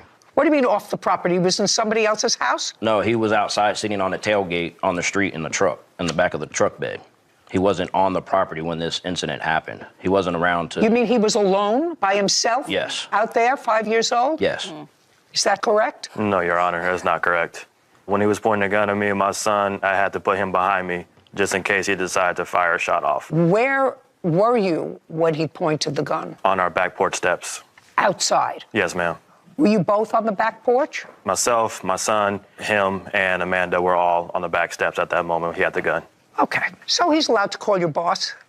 I don't think that you should have a gun anyway. If you think that you had the right under these circumstances to go up, get it, come down, and brandish it. Okay, lost wages, he doesn't owe you. If you got suspended from your job, if you got fired from your job, so be it. Hotel bills. Why do you think he should pay your hotel bills? I'll get to the incident in a second, maybe. Why do you think he should pay your hotel bills? Because we were essentially illegally thrown out. We didn't receive any type of notice, and there was a protective It's not order. his house, it's your grandfather's house. Why don't you sue your grandfather? If my grandfather wasn't there to witness It doesn't make any difference. He can't throw you out of the house. Only your grandfather can throw you out. Did your grandfather throw you out? No, he didn't throw me out, but my mother was the one who told her while I was in jail that she didn't want us living there, but she doesn't live there. She gets the house when my grandfather passes away. She is the daughter of your grandfather. So she told you on your grandfather's behalf to get out of the house. What are you suing him for? He can't tell you to get out of the house. Only the owner can tell you to get out of the house. And the fact that he doesn't have to give you any notice, he doesn't own it. You get it? Yes, Your Honor. Hotel bills. You have to start taking care of yourself. What kind of work do you do other than a security guard? Yeah, I had to start up a small business while I was doing this to supplement my income. Good. And what does your girlfriend do? She works customer service. Where? At a retail store, big box store.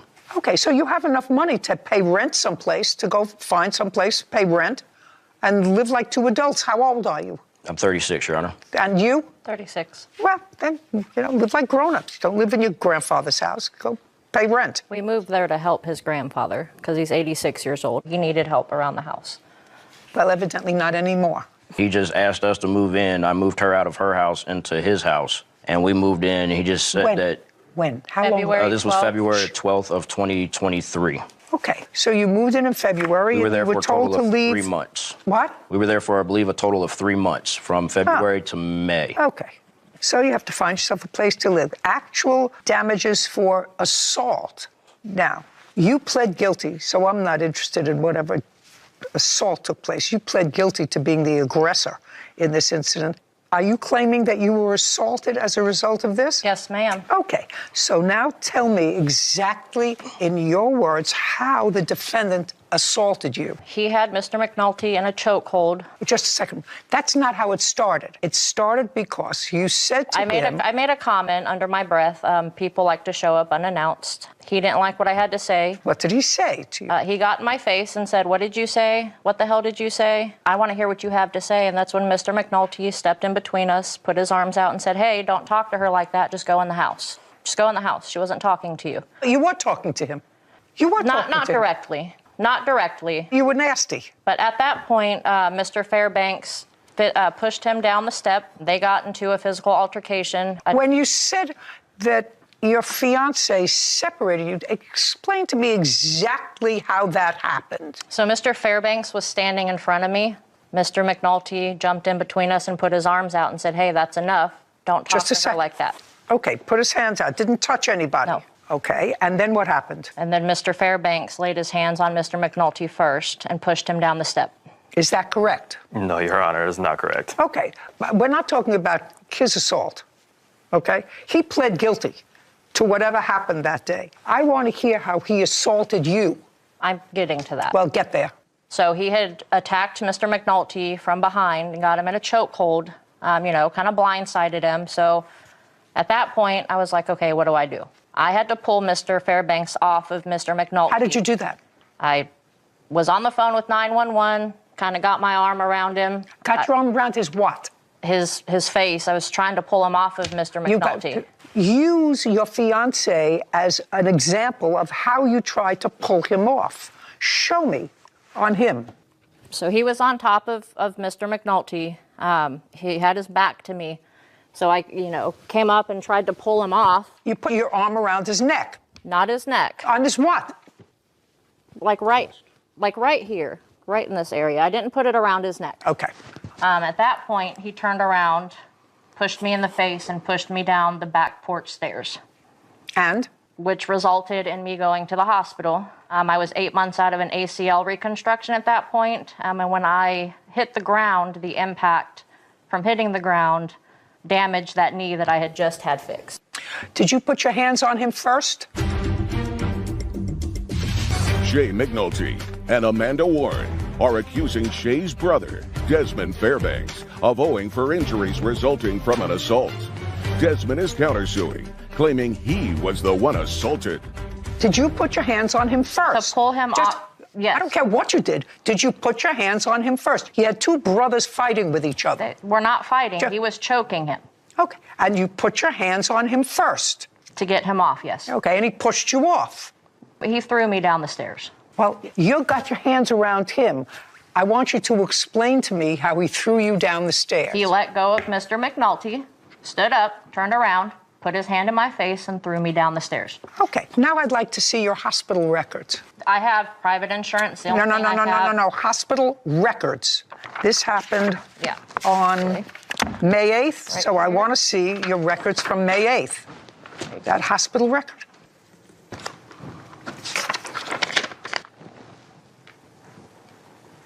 Okay, they gave you Tylenol. They did a lot of x-rays. They gave you Tylenol. Yeah, but if you look in the description, it says that there's possible loosening of an ACL screw. I have no idea, madam. You have a counterclaim. Yes, Your Honor. Your counterclaim is for assault and actually menacing. You say threatening the life of myself and my son. You actually mean menacing with a gun. Is that what you're talking about? Yes, Your Honor. Okay. I would like you to tell me how you were assaulted and what your injuries were. Assaulted by Mr. McNulty, and I was defending myself against him, walking through the gates with my child right behind me. She did make a comment under her breath. I guess anyone can just show up unannounced. I did not get in her face at that point. Mr. McNulty pretty much got in my face, started pushing me away. There was no type of trying to separate us. That never happened, trying to separate us. We went straight into fighting with each other. Tried to defend myself because my son was directly behind me. I didn't want him getting hurt, try to keep myself protected. So I did everything I could to make that happen. Do you have any injuries as a result of that? Yes, Your Honor, I did receive a busted lip, a couple of scratches on my neck. Do you have any photographs? Yes, and you have I do, a police Your Honor. report. I'd like to see it.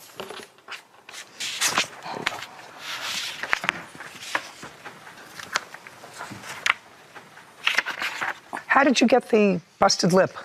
Busted lip was from Mr. McNulty when he did punch me in the face. Do you have any photographs of your injuries, sir? Your Honor, I did not have any injuries because I was Just a second, I'm just asking you. No, I do not, Your You Honor. do not? I do not have any injuries. Yeah. Your son wasn't injured, was he? Thankfully, he was not.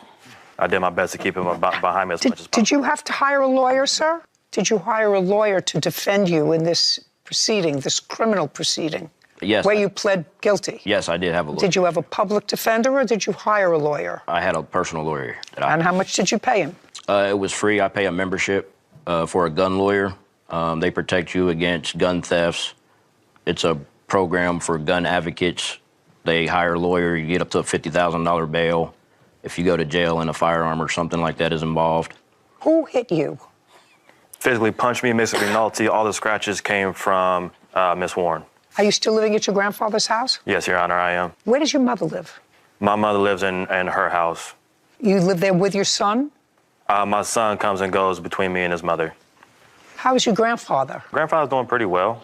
He still goes to work every single day, takes care of himself. What kind of work does he do? He is a retired mechanic, and now in his free time, he works across the street at the cemetery. He likes to keep it going. Got it. Okay. Mr. McNulty, Miss Warren, your claim against the defendant for money owed for lost wages, hotel bills, and assault is dismissed in its entirety. I have photos of my injuries. I don't care. And I had to have a knee replacement as a result of him throwing. Get me an expert. You can tell that story to somebody else. I have pictures of the knee replacement. Did you hear what I said? Yes, ma'am. You get an expert here. You don't get $10,000 because you say, I had to have a knee replacement. How do I know that you had to have a knee replacement? You had a pre-existing injury. And you precipitated this whole thing, and you put your hands on him first. You put your hands on him first. What is someone supposed to do when someone's being choked? I don't know. But if you put your hands on him first, he's going to react to you. He's going to react to you. And he had no physical injury. Zero, according to him. So you put your hands on him first. If he turns around and shoves you down the stairs, well, that's what happens when you put your hands on somebody. Somebody gets the short end of the stick in an assault. And just because you may have gotten the short end of the stick doesn't give you the right to put your hands on him. Aside from the fact that your big mouth started this whole thing between the two brothers anyway. Judgment on the counterclaim for $5,000 for both the assault, which I see pictures of, and for menacing with the gun. We're done. This court is adjourned. I think it was very unfair, and I think that my brother essentially lied and did not tell the complete truth. She kind of came up with a story on her own, and she saw the truth, and that's all that matters. Once he came down and did not present himself as a threat, the firearm was set down and pointed to the side. Yes, I did point it at him, but that was when he was still showing signs of aggression and trying to force himself back into the house. It was then pointed at him and let him know that the door was locked for his safety and ours, and if he comes in and continues to aggress towards me, I would shoot him in self-defense. Looking down the barrel of a gun, having that gun pointed at my son's face, definitely did not want him to go through that. I definitely didn't want to go through that, and I hope he can definitely forget that and never remember this day at all. If he was going to continue to harm me and cause me to fear for my life, yes. At that point in time, it doesn't matter related or not. If you cause me to fear for my life, yes. In self-defense, I have that right, and I oblige by it. Just glad we could put this behind us now. He had him in a rear chokehold. I mean, you don't walk up behind somebody and choke them just for giggles, you know what I mean? It didn't happen how she said it did. I still don't associate with them or my mother as well. If anything, we're actually going to grow further apart, and I'm perfectly okay with that, and my life's going to continue on, and business as usual. It's time to go separate ways. So something so interesting was that in his papers, it said that he had pled guilty, and there wasn't much discussion about him hiring a lawyer, or like you said, whether he had a public defender. I've never heard of a club to be a part of to keep lawyers on retainer solely for the purpose of firearm charges and people with firearms getting into trouble to get them out of it. But apparently it must have worked because he got his gun back the next day or a few... No. He got his gun back after he pled guilty, which took 5 months. Yeah, no, after he had pled guilty. After he pled guilty. Very quickly was he returned his gun. Because he pled guilty to a misdemeanor. If he had had a felony, he wouldn't have been able to get his gun back. But that's an interesting setup for gun owners and gun enthusiasts. Yeah, I never heard of it before. Me neither. To have somebody that you pay in, probably pay him $50 a month, and it's a whole club and everybody pays him, and hopefully he doesn't get tapped too often. You find out something new every day. Concierge gun lawyer. Interesting. Case 2150, Thomas Williams versus Gilmore. All parties please step forward. Diamond Thomas and Rumby Williams are suing Rumby's former friend, Shamia Gilmore, for a deposit and the costs of a brunch. Diamond, this is your boyfriend. Yes. And you were planning a baby shower? It was actually a sip and see for her. What is that? So it's like family and friends weren't allowed to really come to the hospital, so we decided to have a little event after the baby turned 6 weeks. Okay, so that was October 22nd. Yes. You hired Miss Gilmore as the caterer of that little event. She quoted you a price of $500 to cater the event, and you gave her a $250 deposit. Correct. Then some stuff bothered you a little bit because you, according to what I read, you found some either text messages or whatever between the defendant and boyfriend, which you felt were a little too cozy by her. Yes. And you gave her a buzz and you sort of had it out with her. I don't want you to do this anymore, whatever. Anyway, you called her back and said, yes, I want you to do it. She ended up not doing this sip and see. And she finally called you and said, I'm not doing it. I don't like the attitude. I'm not doing it. And you said, fine, give me my $250 back. She said, no. So you're suing her for not only your deposit back, $250, you did hire other people to cater the event. No, we did it ourselves. And you want her to pay $1,025 because you said that that's what it cost you over and above $250 plus the rest. Yes. Well, that you can't have. Thomas and Rumby Williams claim Rumby's former friend, Shamia Gilmore, owed for a deposit and the cost of a brunch. Okay, you're going to tell me you chose not to do this shower. You chose not to do it. Well, it's not that I didn't choose not to do it. It's she went to Twitter and threatened to beat butt, and I'm not doing business. If you want to fight me, it's okay. It doesn't make sense. Okay, well, I don't blame you. If she went to Twitter and said something nasty about you, then I wouldn't do her baby shower, sip and see, whatever they call it. I wouldn't do it either. Then you have to give her back her $250. And I bought items for the brunch already. I offered the mimosa bar back and I offered $125 back.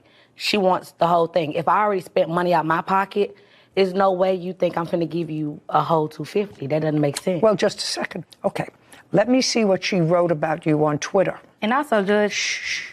So what you're saying is you actually made a purchase. Yes, ma'am. Okay, you have proof of that purchase that you made? I have the mimosa bar. I don't have it with me, but I didn't print anything off. I don't even know what that is. What is a mimosa bar? So it's where you put the mimosa glasses on it's a grass wall, but it has where you hang the cups up at on the wall with the mimosa glass, like the champagne flutes that you put on the wall. And then it has. Have you used that before? No, well, I bought one before, but I still have it brand new. Just a second. Have you used it before? You're a caterer. Yes, ma'am. How many times? Quite a few. How many? 2 hands, maybe 7 or 8 times. Okay. And you buy a new one each time you use it? Yes, ma'am. I let them keep it. Just a second. You let them keep it. Well, now you can keep this one and use it next time. Okay. And I would like to say something about the $950 that she owes us. We gave her a deposit of $250, and she is claiming that we had made anything threatening towards her. No, just a second. And she canceled on us. And so I feel that we didn't have enough ample time to be able to find another caterer to do our event. Well, that's too bad. Can I ask why? Absolutely, because you're entitled to your money back, but your contract was for her to do a party, which she ended up not doing. Can we see the contract? Because I don't. No, you haven't. We don't have the contract. Yeah, and yes, you do. You had an agreement. She was going to do an event for you on October 22nd. You agreed for her to do the event for you on October 22nd, and you gave her a $250 deposit. That's a contract. It's an oral contract. You had an offer. You had an acceptance. That's a contract. An offer and acceptance and a meeting of the minds. She was going to do the event for $500. You paid her $250. That was the contract. That doesn't have to be in writing. We have a verbal agreement via That's what Instagram. That's what I just said. So it is in writing. Who cares?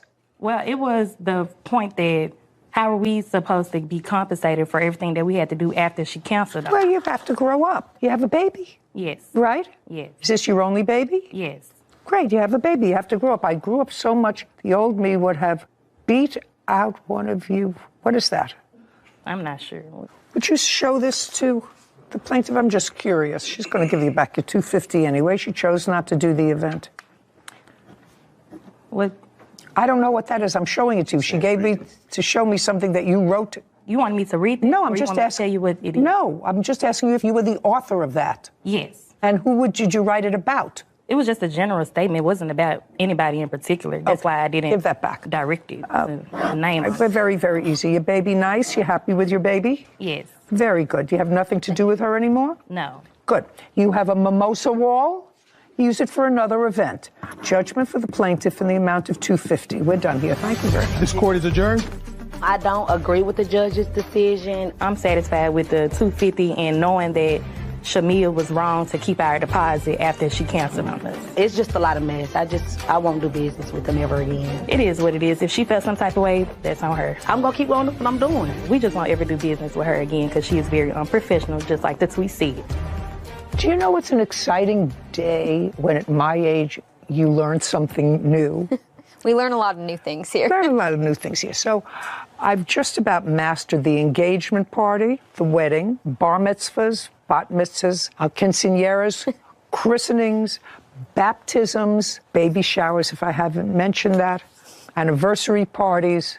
But this is the first time I ever heard that expression, a sip and see. Yeah, I think it's a new thing. I think COVID probably played a role in it, about people not wanting to have big parties or interact with large numbers of people, especially before giving birth with all the hospital requirements. So I like the idea. I've only been to one or two, but the idea is you wait for your child to be about 6 weeks old, so they've been vaccinated, and they're not vaccinated when you're 6 Well, the first round of baby shots, and then they're able to see family and have a baby shower where the baby is included. So I'll add it to my list of. I'll see if I could find one for you to go to. Thank you. 2010 Hickman versus Vensloff.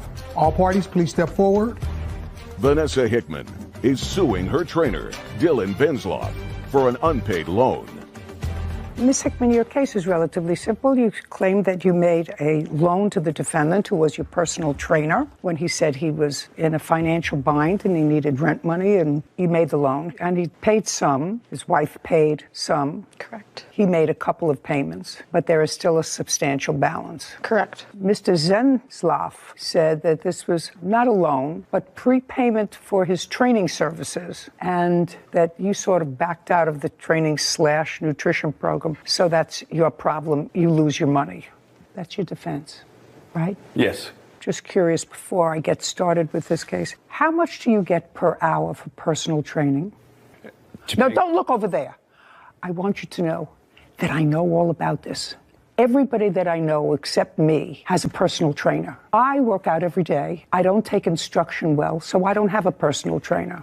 I have a husband who had a personal trainer. All my friends have personal trainers. So now I want you to answer my question, unless there's something extraordinary about you, which there is not. How much do you get per hour for personal training? $75.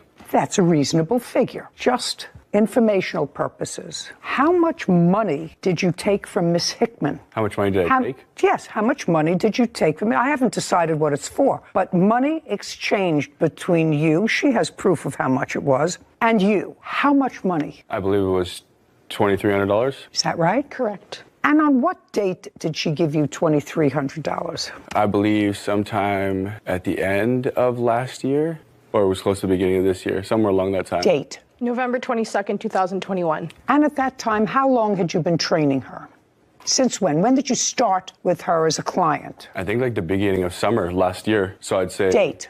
July 2021. Beginning, middle, or end? Beginning. July, August, September, October. So you had been training her for 4 months. Yes, ma'am. Up until November 22nd, how much money had she given you for training?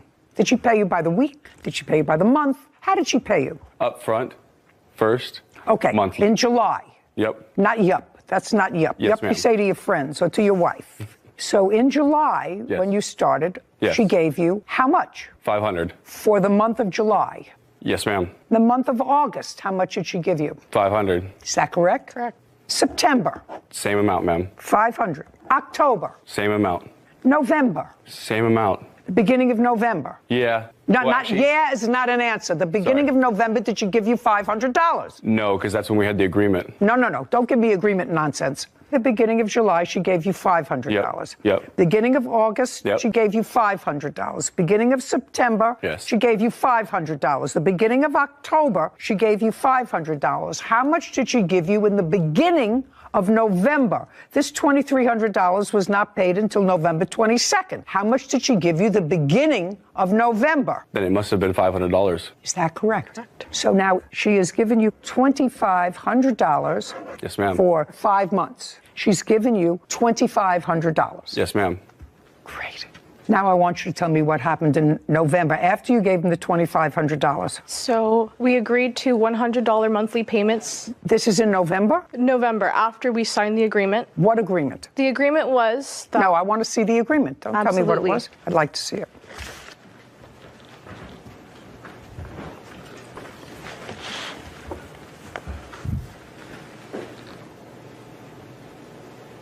Who wrote this? I did. Well, I don't actually understand it. It says, I, Mr. Venzloff, hereby accept $2,300 from my client, Vanessa Hickman, in trade and paid in advance for training. This will cover meal plans, planned workouts, in-person training, check-ins, and virtual check-ins from November 22nd, 2021 to May 15th, or 1 month of training and payment plans of no less than $100 a month, starting 12/22/21. I agree to pay back the full amount in 12 months. I actually don't understand what that means, because you agreed to pay back the full amount in 12 months by paying her no less than $100 a month, starting December 2021. First part says you're accepting this $2,300 from your client in trade and paid in advance for training, but that you will pay her $100 a month and be finished paying her in 12 months by 11/22/2022.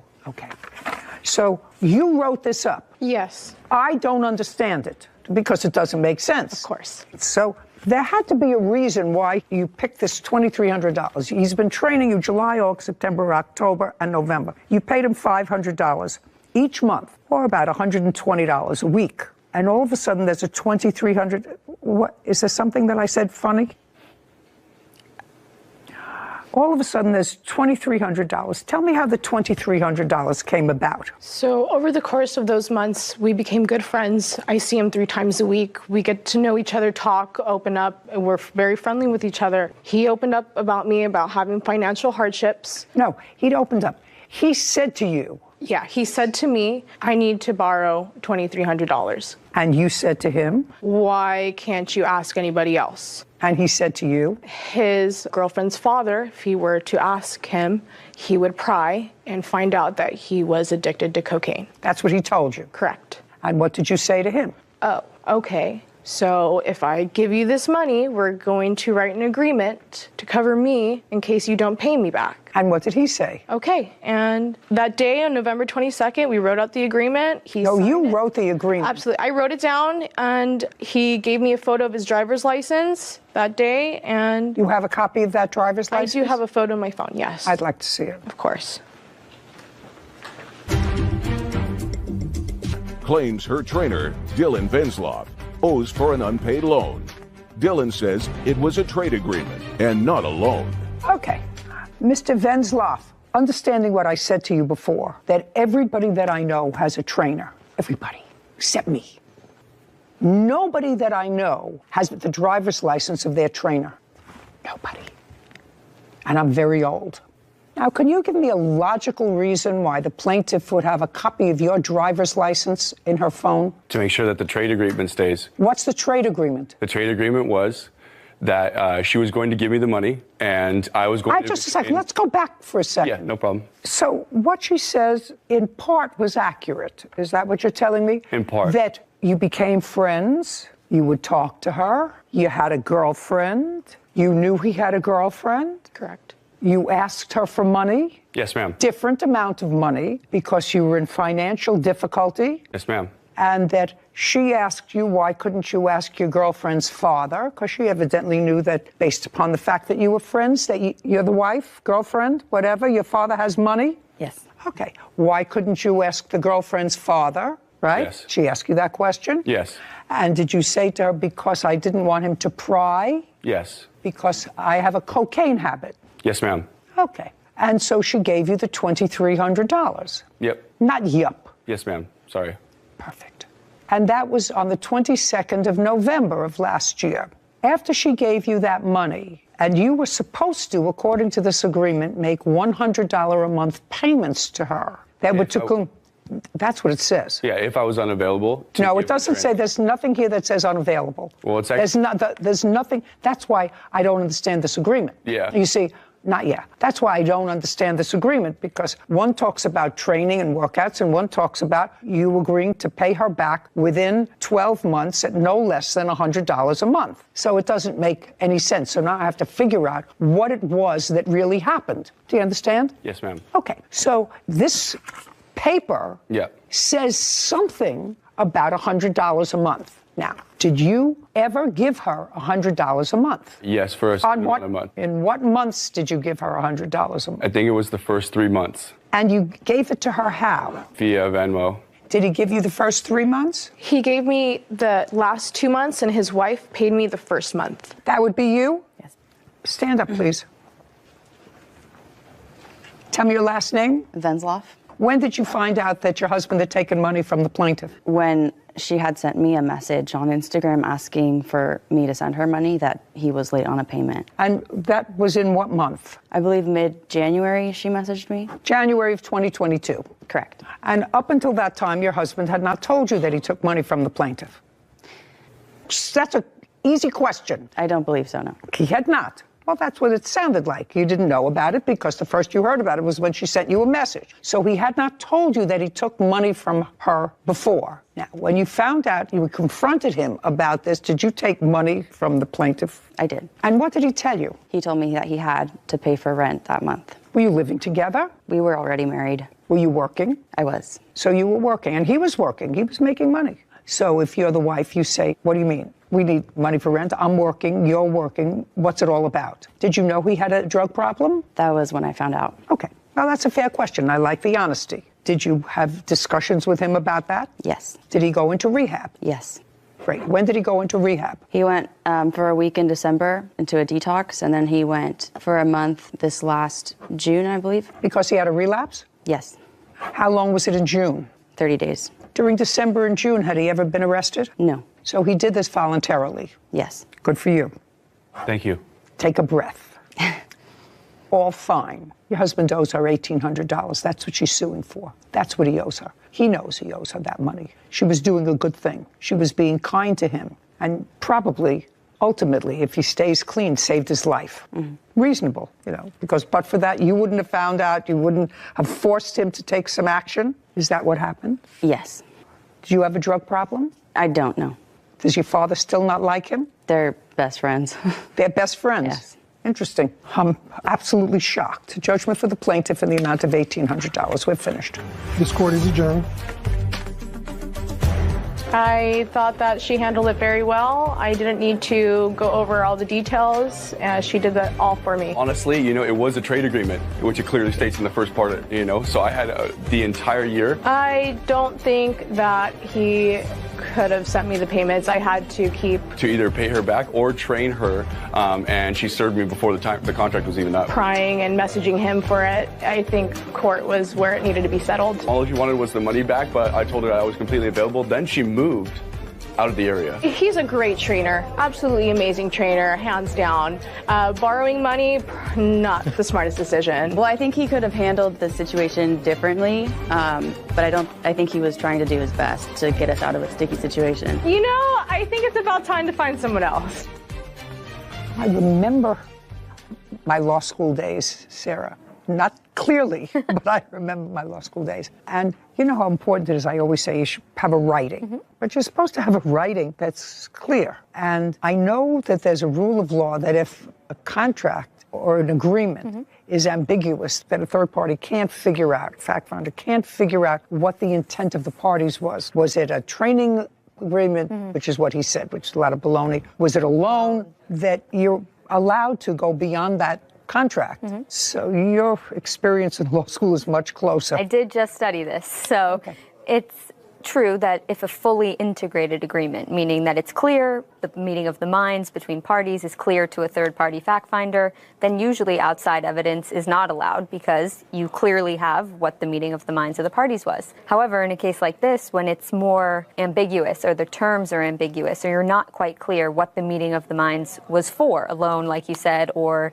training, you're allowed to bring in outside evidence to gap fill those sort of ambiguous And to terms. figure out what the intent of the parties was. Exactly. So for that exact reason. But I can appreciate that she had enough wherewithal to know that she should have something written. Maybe next time she'll make it just a little clearer for... Ellen Henderson is suing her ex-roommate, Tara Williams, for breaking a lease and filing a false restraining order.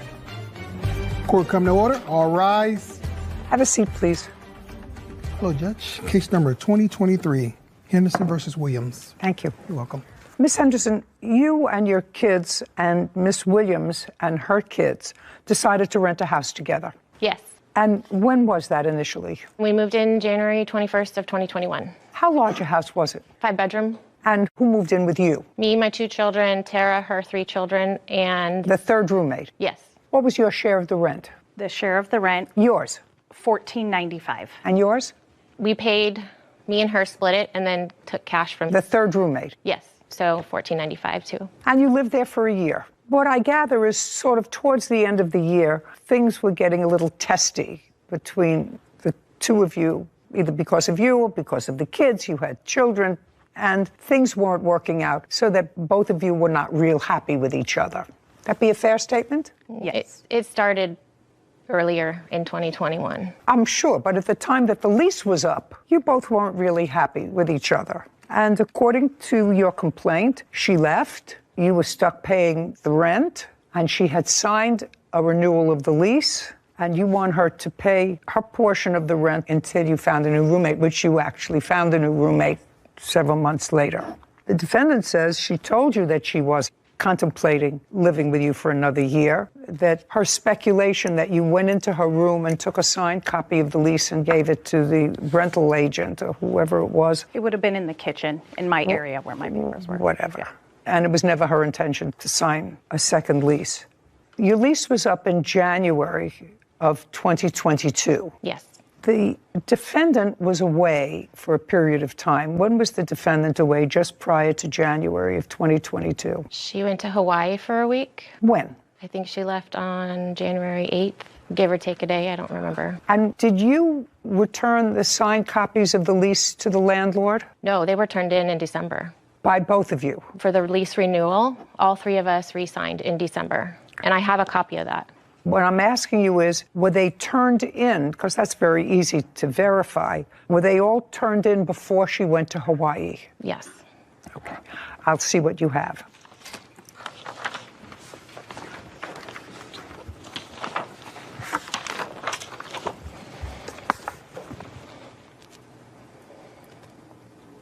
Well, Miss Williams, if it's your statement that she took your signed copy of the lease and turned it in without your permission at some point when you were in Hawaii, that's what you're alleging. If this doesn't bear that out, Miss Williams, I'm going to tell you, it doesn't lend itself to the truth of that statement because this indicates that the two of you and the third roommate signed this on December the 19th. Then you turned it in. Then it was turned in. That was before you went to Hawaii.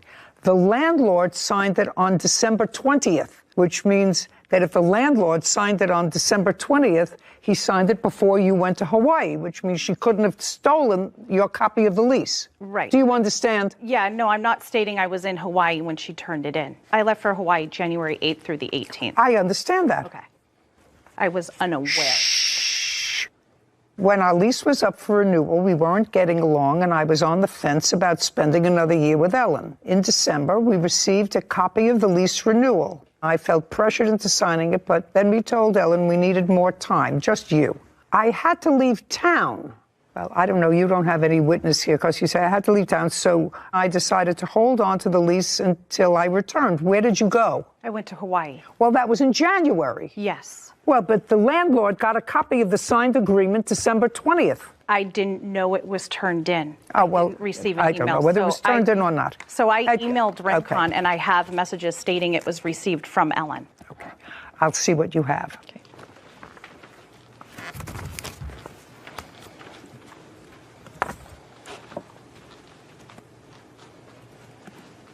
No.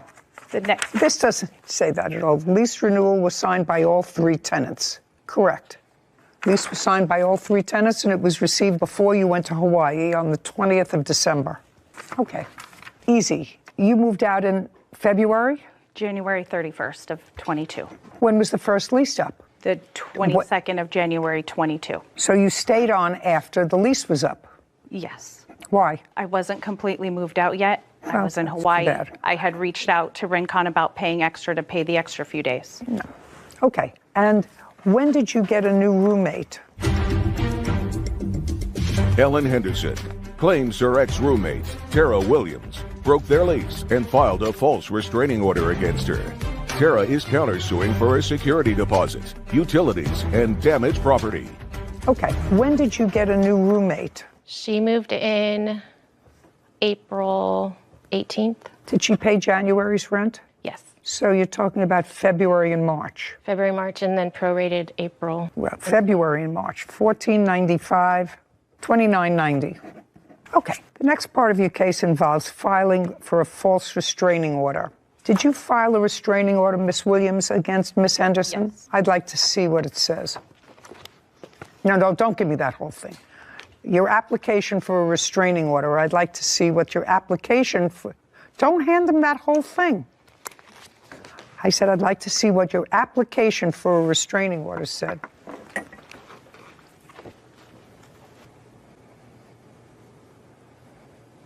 Okay, so what you say is she sent you 3 letters. You're asking because she sent you 3 letters. They were annoying. I want to know what she was asking for in those letters. Was she asking for rent money? Was she asking for rent? Yes. Okay, so she was asking for her money. Yes. For your rent money for the months that she didn't have a roommate. Well, that's not harassment, madam. There's more, but... What? There's more. She's telling me that I stole some of her stuff and stuff. In the first letter, it says, if you don't pay this in 5 days, we'll take... Yeah, she's allowed to say that. Okay. Yeah, which so is she wrote totally to you. fine, but she sent it 2 more times, emailed it, and then showed up at my children's school while I was dropping them off. Did you keep blowing her off, or did you answer her? No, No, just a second. I did not. Did you blow her off, or did you answer? So the answer is you blew her off. Yes, I was fine with going to court. You blew her off? Yes. About the rent, which she was stuck with? Right. Right. Okay, good. $29.90 is what she owes you for rent. Now, part of your counterclaim for get money for damages, you get security deposit. How much was her security deposit? We paid equally between me and her. No, how much did she pay? It was half of... How much was your security deposit? $1,747.50. $1,747. Is that right? Yes. Is that right? Yeah. Okay. And where is her security deposit? In our lease, it states that if you break the lease, the deposit stays with the house. And I have an email from the property management stating that same thing, that she signed a lease saying that if she leaves early, the money stays with the house until everyone moves out. So the security deposit, if you and your new roommate keep the house safe, you're going to get back. Mm-hmm. Is that right? Mm-hmm. And you don't allege any damage. Is that correct? I had to clean up the carpets in her room upstairs. And Okay, do you have an invoice for that? No, I did it myself. Okay, 2990 less 1747. $1,243. So far, she owes you $1,243. That's less the security deposit, which you and your hopefully neat roommate will get back. May I say something about the payments for rent? So it was me and her doing equal rent at $1,795.25. So that's what I paid. Me and her paid that in January, and I paid the entire amount in February, March. I understand she was no longer paying rent. You're getting the rent, but I'm deducting from that. My portion is $1,795, and that's what I'm asking her for, because that's what her portion was when she moved out as well. Just a second. Am I correct that she, at the time you moved in, individually paid as a security deposit $1,747? Is that correct? Yeah, but I'm talking about the rent payments. It's not $1,495, it's $1,795. Was your rent each month $1,495 or $1,795? $1,495. Can I see it? Anybody have any proof of that? I printed out the log, but she paid us $300 each in cash. So there's no, she is on the lease, but it does not show she was paying cash. You mean the third roommate? Yes. The third roommate? Right. So your amount was $1,495? Correct. I got it. Up until the end of December. Okay, I'm finished. Now, the next part of your counterclaim is for utilities. Security deposit you get back. What utilities do you think she owes you? She did not pay me November, December, January, or February closing for utilities. Did you pay them? I paid them. I'd like to see where you paid them. No, don't give me a whole bunch of papers. I don't want to see a whole bunch of papers that I have to go through. I want to see what utilities there were, when you sent her, a statement of what the utilities were. Yes. I assume it worked that she paid you a portion of the utilities. Yes, it was What split. portion of the utilities did you pay? We split it equally the whole time we were there. Okay, so whatever utility bills that were paid by her, you were supposed to pay half. Correct. Which did you? My last payment to her was December 4th for Spectrum, water, trash, and gas. That was 12/4. How much did you pay her? $364.61. Okay, just a second. Did she pay you $364 in December? She did for prior months. So that was for November. That covered November. If it was paid in December, that covered November. It would have been more so October. I can't get involved with that, madam. Don't give him a whole bunch of papers. Don't give him a whole bunch of papers. December and January statement for utilities. You were gone in February. Yes. December and January bills for utilities. Did you pay those? I did not, because she left me with all the rent. I understand that, but now you're getting your rent. Now we're going to settle up on the utilities. I didn't include it in the lawsuit, but she still owes me for trash. And I have a list of stuff that she took of mine that I did write. I'm not interested in it, Miss Henderson. It didn't work out. You should be very happy. She's gone. You didn't like her. She overcharged me utilities with her business expenses. Okay. Every month we lived there. Her ex-roommate, Tara Williams, of breaking their lease. Tara claims she filed the restraining order because Ellen was stalking her. Miss Henderson, it didn't work out. You should be very happy. She's gone. You didn't like her. She overcharged me utilities with her business expenses. Okay. Every month we lived there. We have a bill for December and January.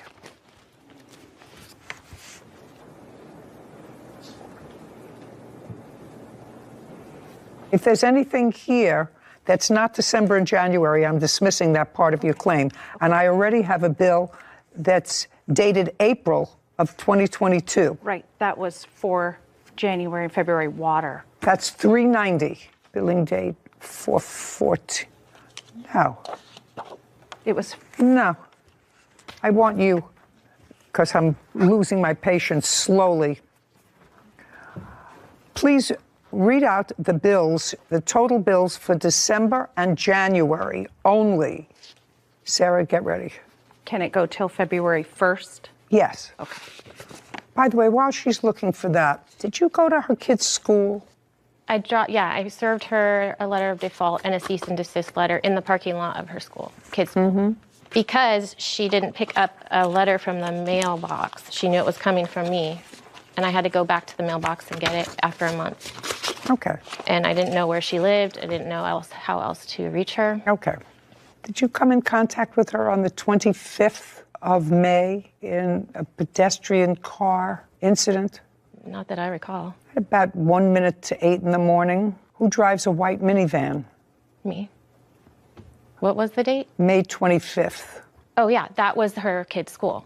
That was her kid's school when I delivered the letter. Well, that's why she filed for protective order against you.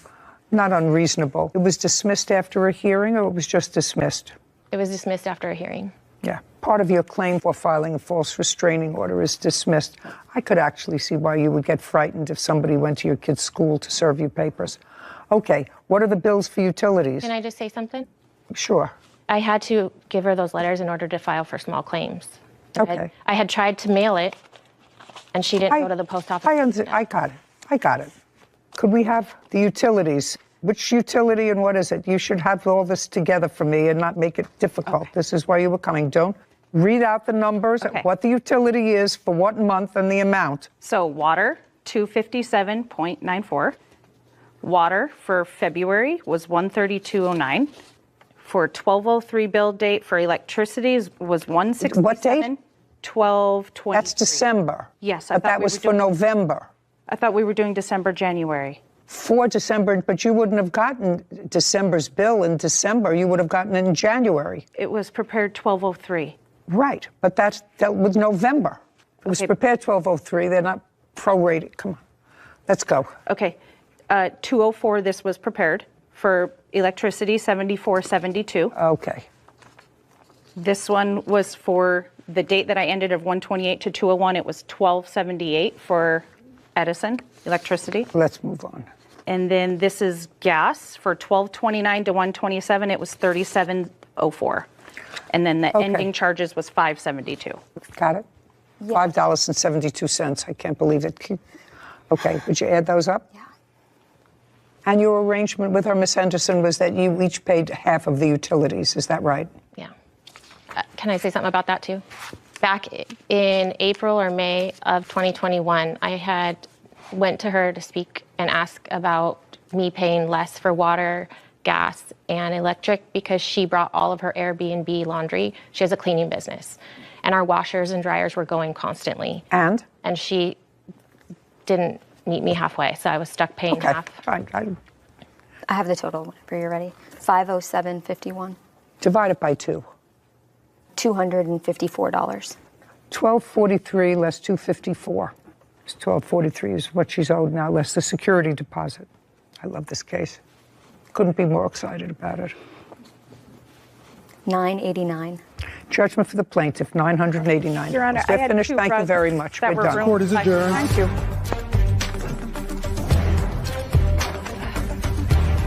It's sad that I lost, but I put up a good fight. I'm happy with the decision. She didn't want to live with me, that there were issues. Why would you turn in a lease to renew for a whole nother entire year with someone? It's been a lot of stress. I wanted her to file suit so I could see her in court in order to take care of the matter. I had nowhere to go, and I didn't think she was going to renew, to be honest. 0 roommates. Don't do it. I mean, I went into it thinking that this was going to be a good situation. I really got along, and I loved her and her kids, and I don't know that I could have done anything different.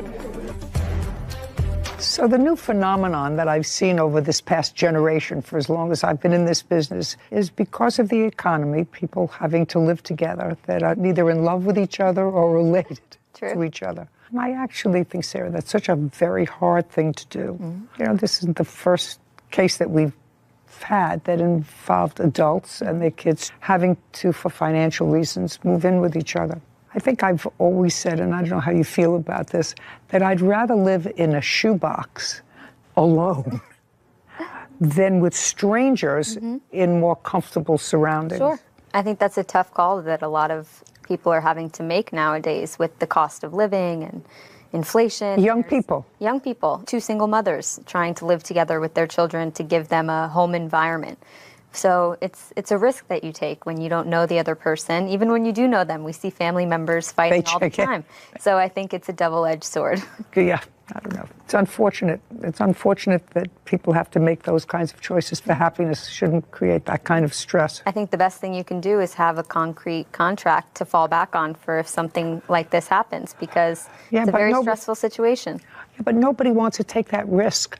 Nobody wants to, who's signing a lease agreement, say, if it doesn't work out, this is what happens. Well, that's never between the tenant and the landlord. As between those two people, maybe it would be enforceable, but not between the two tenants and the landlord. Landlord still gets his money. Landlord gets his money. Stay with people who you love, or you have to. Ex-girlfriend, Joangela Stroger, for a phone and gas money. Court come to order. All rise. Have a seat, please. Case 2087, Self versus Stroger. Thank you. You're welcome. Your last name is Self? That's correct. There are two parts to your claim. I'm going to get and take your hands out of your pockets. Sorry about that. I'm going to get and dismiss one of them and get to the one that is important. You and the defendant were in a dating sort of relationship. That dating relationship sort of continued for a while. At some point, you had an argument and she left you. She stranded you. That was in July of 2022. You say you had an argument, she drove off and she left you stranded. You had to get a hotel for the night. You had to pay a friend for gas money. Blah, blah, blah, blah. Correct. Forget that. That's what happens when you have a fight with your girlfriend. Okay. Have a fight with your girlfriend. How old are you? I'm almost 40. Well, for someone almost 40, they know how to get home. Correct. Okay, good. So let's get to what your lawsuit is. It's really about a phone that you say the defendant is responsible for losing or taking. Taking. I have video to taking. And the defendant in some way acknowledges that she disposed of your phone, and she says she had very good cause to dispose of your phone. She's going to tell me why. So I'm going to get some dates from you, Mr. Self, and I'm going to, at the same time, explore what I see is her answer and her counterclaim. Okay. Now, after the two of you had broken up, Miss Stroger was at a bar, and she was at a bar on what date? I would say that would be the 16th. It was actually on the 19th. August 2nd. Was it August 8-2. You see how... She knows better about these dates than I do. Well, but it's your case. I understand that.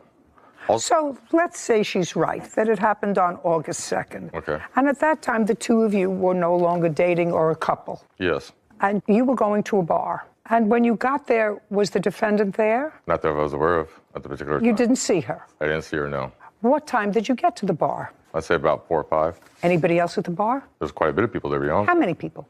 I'd say about 30. Anybody you knew? Quite a bit of people. Of the 30 people there, how many people did you know?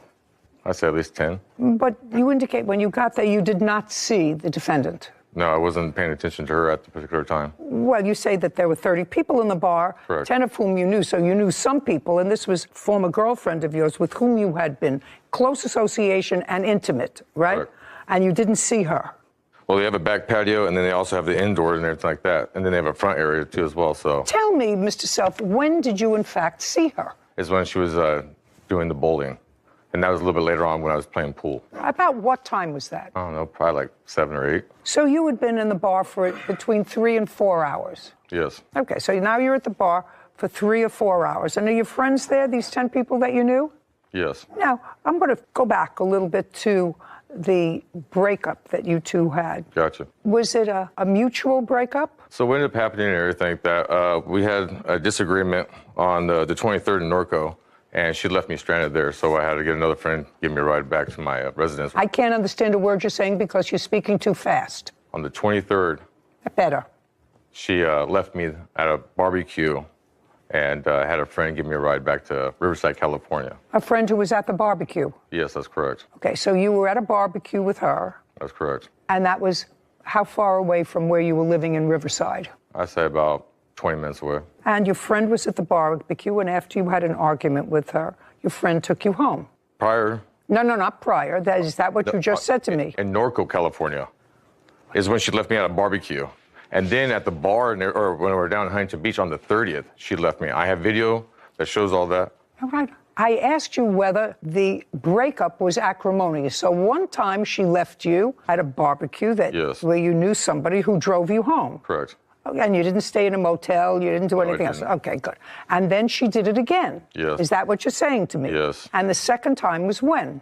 It was on the 30th. Okay. And that is the time when you say you had to spend some time over. So after she left you the second time, Yes. is that when you no longer communicated with her? That's correct. Did you say, why did you leave me? How dare you leave me? You didn't have any communication by text or phone or anything else, is what I'm asking you. So her cousin's supposed to play in a band.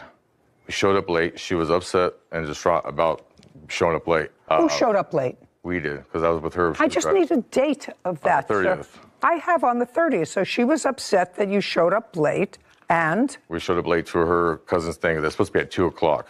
We got there about 2:05.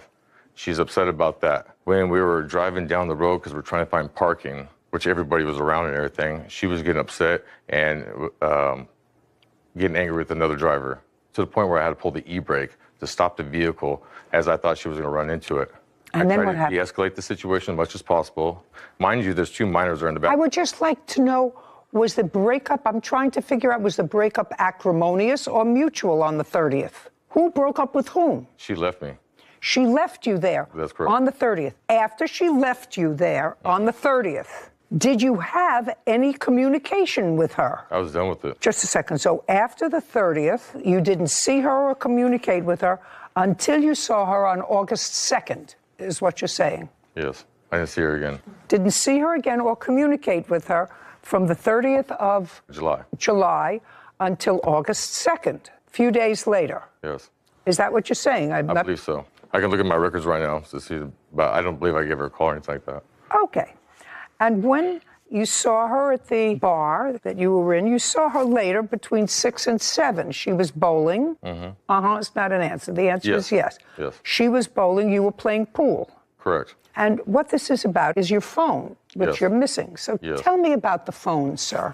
So I have a Note 10 Plus that was behind the bar at the time, instead of going to my vehicle, which I typically charge it from that Just a second. So you were charging your phone at the bar. Correct. When had you put the phone in to charge it? Later on that evening, around 10, maybe 11, I'm guessing.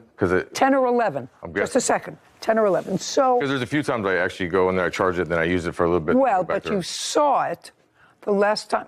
I apologize for that. Last time you saw it, you plugged it in. It was like 10 or 11. So now you've been in the bar from 4 to 10 or 11. Yes. And she was there, at least as far as you know, from about 7 to 10 or 11. Yes. Keep going. So I charge it, and What were you doing with the phone all evening? talking, texting, texting and stuff like that. Texting? Communicating, yes. To whom? Friends. Friends. What's going on, social media, all the good stuff. Okay, go ahead. So anyways, I was playing pool. I went outside, had a cigarette, and then that's when she, at 12:33 is when she ended up with her girlfriend looking around and all this other stuff. Like I stated before, I have the video that shows that on the camera. Would you like to see it? So far, I'm not understanding you. So why don't you explain it to me, and then you can show it to me. So far, it's all a jumble. 12:30 at night. 12:33 is when she stole the phone. Is when she stole the phone. That's correct. And you bought the phone when, sir? About 2 years ago. And how much did you pay for it? I don't know, I think like $800, $700. Well, this is your case. How am I supposed to figure out? You're suing for a phone that she took. How am I supposed to figure out how much she owes you for the phone if she took it? I don't know how much I paid for it, but I know it retails for about $1,200. Show me. So I got the case cover. What kind of phone was The it? Note 10 Plus. The Samsung Galaxy Note 10 Plus is typically $395 to $512. At this point in time, yes. Well, that's what it would cost you to replace it. Okay. Now, you do not deny that you put your hands on his phone in a manner in which you intended to have it removed from his custody, which means, according to you, you took the phone out of the charger and threw it in the trash or in trash someplace. So far, Mr. Self, the defendant acknowledges that she took the phone and trashed it. All right. And I want you to make sure that you answer my questions carefully. While you were at the bar between 7 and 12, did you ever show anyone at the bar a photograph of the defendant? No, I did not. Now I'll hear you. So I got to the bar around 8:30 because I played darts that night. I did not see the plaintiff. I was playing bowling. There was an arcade game. And when he came in, he started showing videos of me. That's incorrect. Don't speak. David Self, claims his ex-girlfriend, Joangela Stroger, owes for a phone and gas money. Joangela is countersuing for harassment. Now, did you see him showing videos of you to anyone at the bar? I saw him showing videos. But didn't see what they were? No. I would never do such a thing. Apologize. Could you stand up, please? Absolutely. Do you know Mr. Self? I do. Tell me your name. Amy Amy what? Clack. Were you at the bar on the 2nd of August? I was. And you know the defendant? Yes, she's a friend of mine. And what about Mr. Self? How do you know him? As her ex-boyfriend? Be careful of what you answer me. Did you see what Mr. Self was showing on his phone? I did not see what he was showing on his phone. I saw him showing the phone, and I had friends who came up to me to see. You can't tell me what your friends told you. Understand. You can sit down. Now, Ms. Stroger, your answer, and of course your counterclaim, involved the fact that Mr. Self was showing intimate pictures of you that he had maintained on his phone. So far, we don't have a witness to that. So what I want you to tell me is whether or not you personally had a conversation with Mr. Self about those videos on that night on August 2nd. I asked him not to show video of me around the bar that night. You did have a conversation with him? Yeah, because he approached me. Put your hand down. I want you to tell me about the conversation. He approached me basically... I don't want to hear basically. He approached me what time? Saying hi about 9:30 that night. Approached me saying hi. I told him I didn't want anything to do with him, that I had seen him showing videos, and that I was told that it was sexual videos of myself. And what did he say? He said he can do what he wants with his phone, and walked away. Do you recall that conversation, Mr. Self? There was no conversation that took place. The only video... No.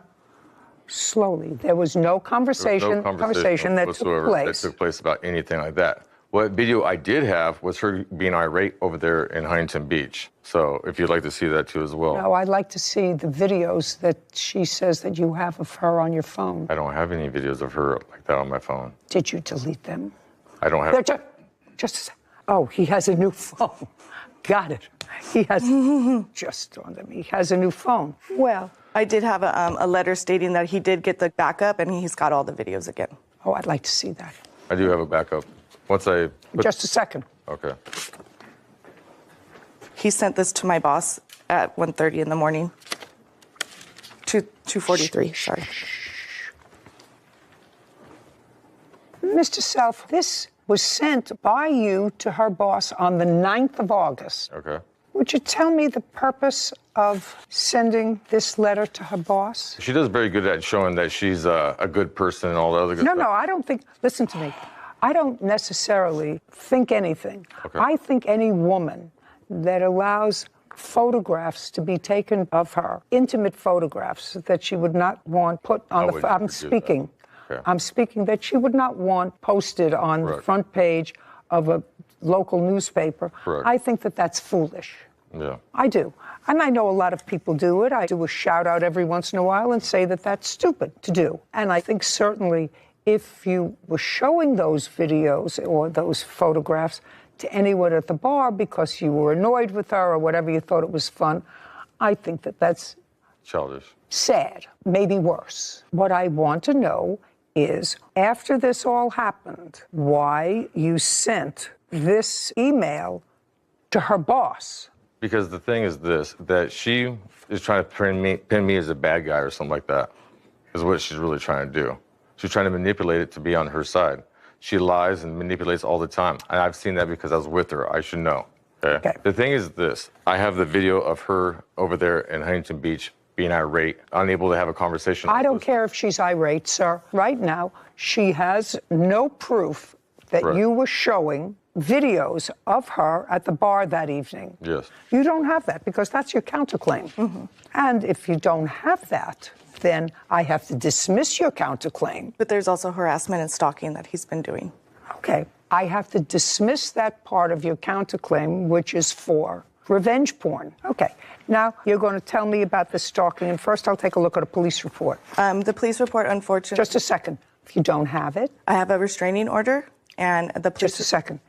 Do you have a restraining order that's in effect now? Yes. I'd like to take a look at it. Also, Your Honor, too, I have also... No, I'm not. Okay. I didn't ask you anything.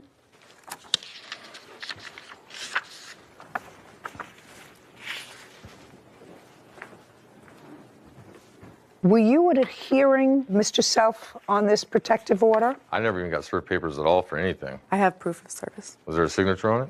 Well, Mr. Self, she has a restraining order that's, and the hearing date was August 25th, 2022. She appeared. You're supposed to stay away from her. I'm just telling you. And I'm telling you, considering the fact, and I don't know whether you were released from prison recently. Are you still on parole? I'm on parole right now, yes. Okay. Well, if you're, I didn't ask you anything.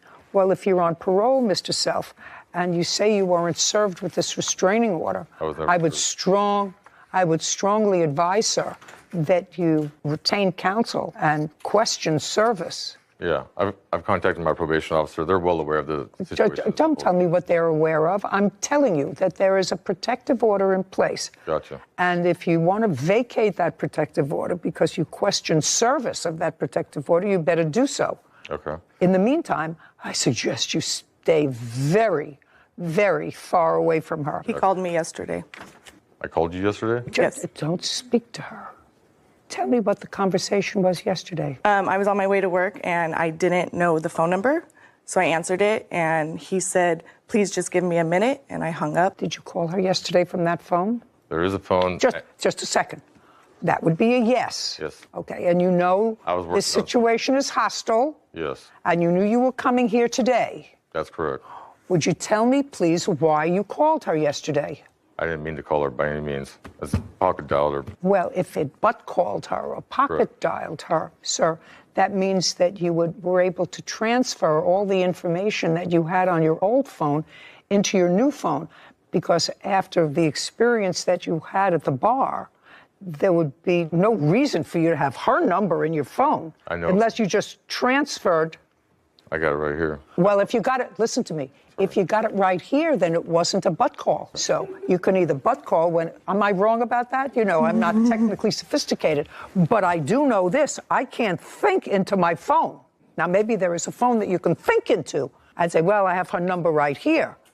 I can't say, am I missing something here? You might only butt dial me because I'm in your favorites, but... David Self is accusing his ex-girlfriend, Joangela Stroger, of throwing away his phone. Joangela is countersuing, claiming David shared private photos of her. Okay, so you called her. You want to tell me why you called her yesterday? I accidentally called her. What's her number doing in your phone? Because I keep all the numbers and everything just in case I have to get a hold of somebody. Because you know how many times I've been with her and back and forth, back and forth, back and forth? Yeah. Tons of times. You know what I mean? You know, something, Mr. Self, I don't believe you, sir. Okay. I don't believe you, and I don't believe that there was ever any reason for you to contact her boss. I think she has an order of protection. Okay. I'd like to see proof of service. Do you have it? Yes. Oh, it's not connected with that. I'm sorry. If not, I have a picture of the service in front of his house. Yeah. Server's name. So it was personal service. And I do have a video after the fact of what she's talking about, the individual coming to the house. So I recorded I'm just reading the proof of service, sir. You said you weren't served. I'd like to see proof of service. If you had proof of service, you were served. I wasn't served. Okay. Just because you take a picture in front of the house and everything doesn't necessarily mean anything. Oh, yeah, it does. Why is that? I wasn't even at the residence at the time. They took a picture of me. Yeah, I would suggest to you, Mr. Self, Stay away. I would suggest to you that hire a lawyer. Okay. If you think that the service was improper, I'm satisfied with it, and another judge was satisfied with it, and I still don't understand why you wrote to her boss.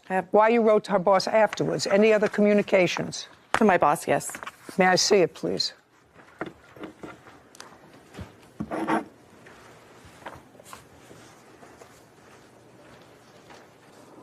Well, this is also written on August 9th, sir. This is from you, and it's a very graphic email to her boss. You want to take a look at it? I do indeed. Mm-hmm. I'm going to show it to you. Okay.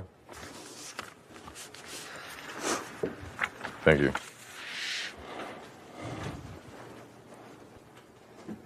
So this is really just stating the individual that they hired, that they... Now, I'm just asking you whether you sent that to her boss. That is my email address, and that looks Yes, like my writing. That's correct. Or the question is, did you send that to her boss? Indeed. Okay. May I have it, please? And that was after the events, a week after the events of the 2nd of August, right? Okay, yes. You want to tell me why you sent that to her boss? Well, I mean, it's not telling that she's a thief. You have to be careful of her. It's talking about sexual things. where is it saying sexual things in that? Oh, very easy. You say she lies to her boss about cramps while we lay in bed. She is literally taking off of work saying that she's, sick or... So I'm asking you why. Why would you send this to her boss? It shows that she lies and manipulates and all sort of stuff to get her way. Okay. The fact of the nature, I understand that I've been to prison and all sort of stuff. I could be the bad guy and all that great stuff. I understand that. I'm not saying she's a good person. Correct. I'm not saying you're a bad person. Correct. She's got to pay for her phone. Yes. You got to pay for this. Because I'm at a point where I don't actually believe that you didn't show some photographs of her around that bar. I don't believe that you didn't show some photographs of her around that bar. I would never do such a thing. Just a second. Well, the same person who would never do such a thing wrote to her boss that you were present when she called her boss and said, I can't come to her because I have cramps, and she was laying in bed with you. Correct. Okay? And that same person wouldn't show a picture.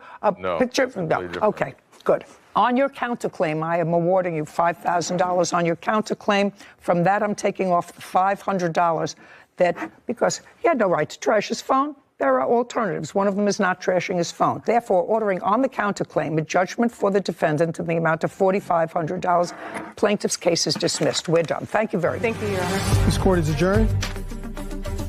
She gets away with it again. The judge is very fair. Unfortunately, he tried to make me look like the bad guy, but the judge can see right through him. Did I show her videos? Yes, why she was being irate over there at Huntington Beach. That he's showing sexual videos of me and him. The nudes and all that stuff?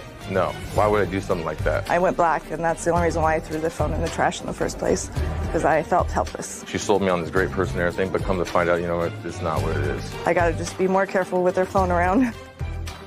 I guess, Sarah, it's because of my generation. But I've been saying for a very long time, even before the internet, because, I was, in fact, young at some point in my life, and they did have all kinds of cameras and Polaroid cameras back in the day. But never take a photograph of yourself or allow a photograph to be taken that you wouldn't like to see on the front page of the New York Times. And now with social media, I think that that's more true than ever. To me, why would you post anything or take a picture, allow a picture to be taken that might later embarrass you? I agree to an extent, but I disagree with you that in this case, because the defendant mentioned that the plaintiff had taken some of this video and photo without her permission.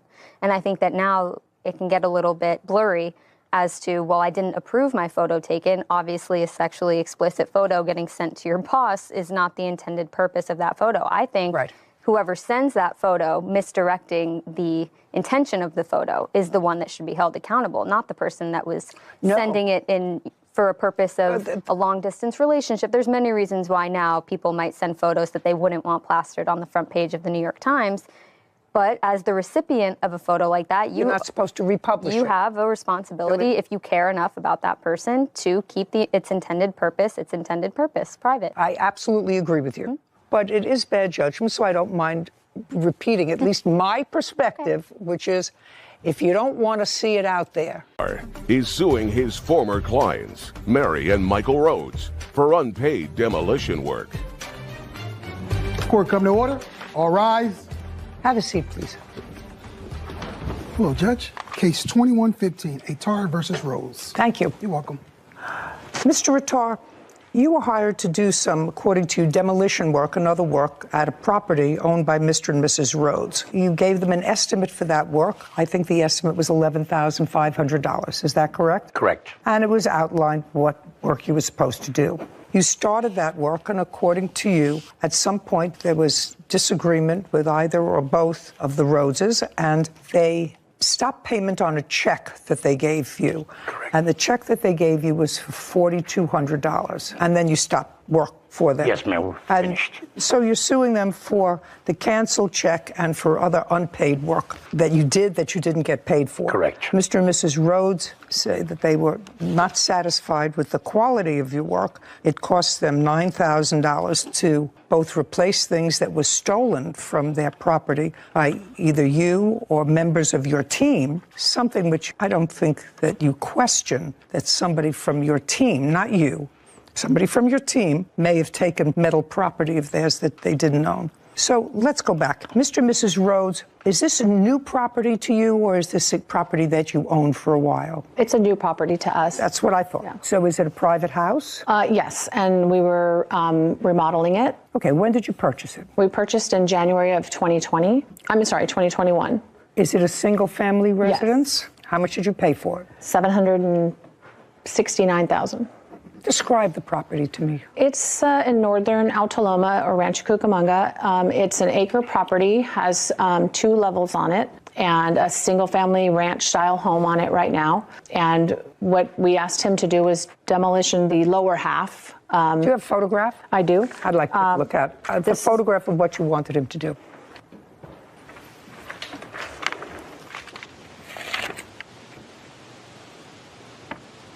That's what the lower half looked like before. So this whole portion you wanted him correct to demolish and remove the debris. And grade flat. Is that correct, sir? I can't see from here, ma'am. Okay. Well, I'm going to show it to you. To demolish it, flatten it, fill it in. Remove all the debris. Yes. Okay. And did you have a written contract? We did not. Well, that's always a mistake. Always. How did you find him? I believe I got his business card. It was on my personal car, I think at Home Depot. We had bought this house and we tried to find somebody to do the work, but... Mr. Rhodes, let me tell you that the best way to find somebody is not somebody who leaves a card on your car at Home Depot or any place else. Yeah. It was a difficult time to find contractors with COVID and everything at that time. And at the time, I'm also going to add, because I read in the paper somewhere at the time, he didn't have a license. He did not. And you knew he didn't have a license. Yeah. That's the first thing I told him, Your Honor. Just a second. They didn't say no, we didn't know. They said we knew. So you got somebody who had no license to do what you wanted him to do, and you got his number from a card that he left on your windshield. Did you ask for references? That's either a yes or a no. No, and I'm not really sure actually 100% on where I found that card. I think it doesn't matter. Yeah, I mean, but he did tell us he was in the process of getting his license. That it was coming. Yeah.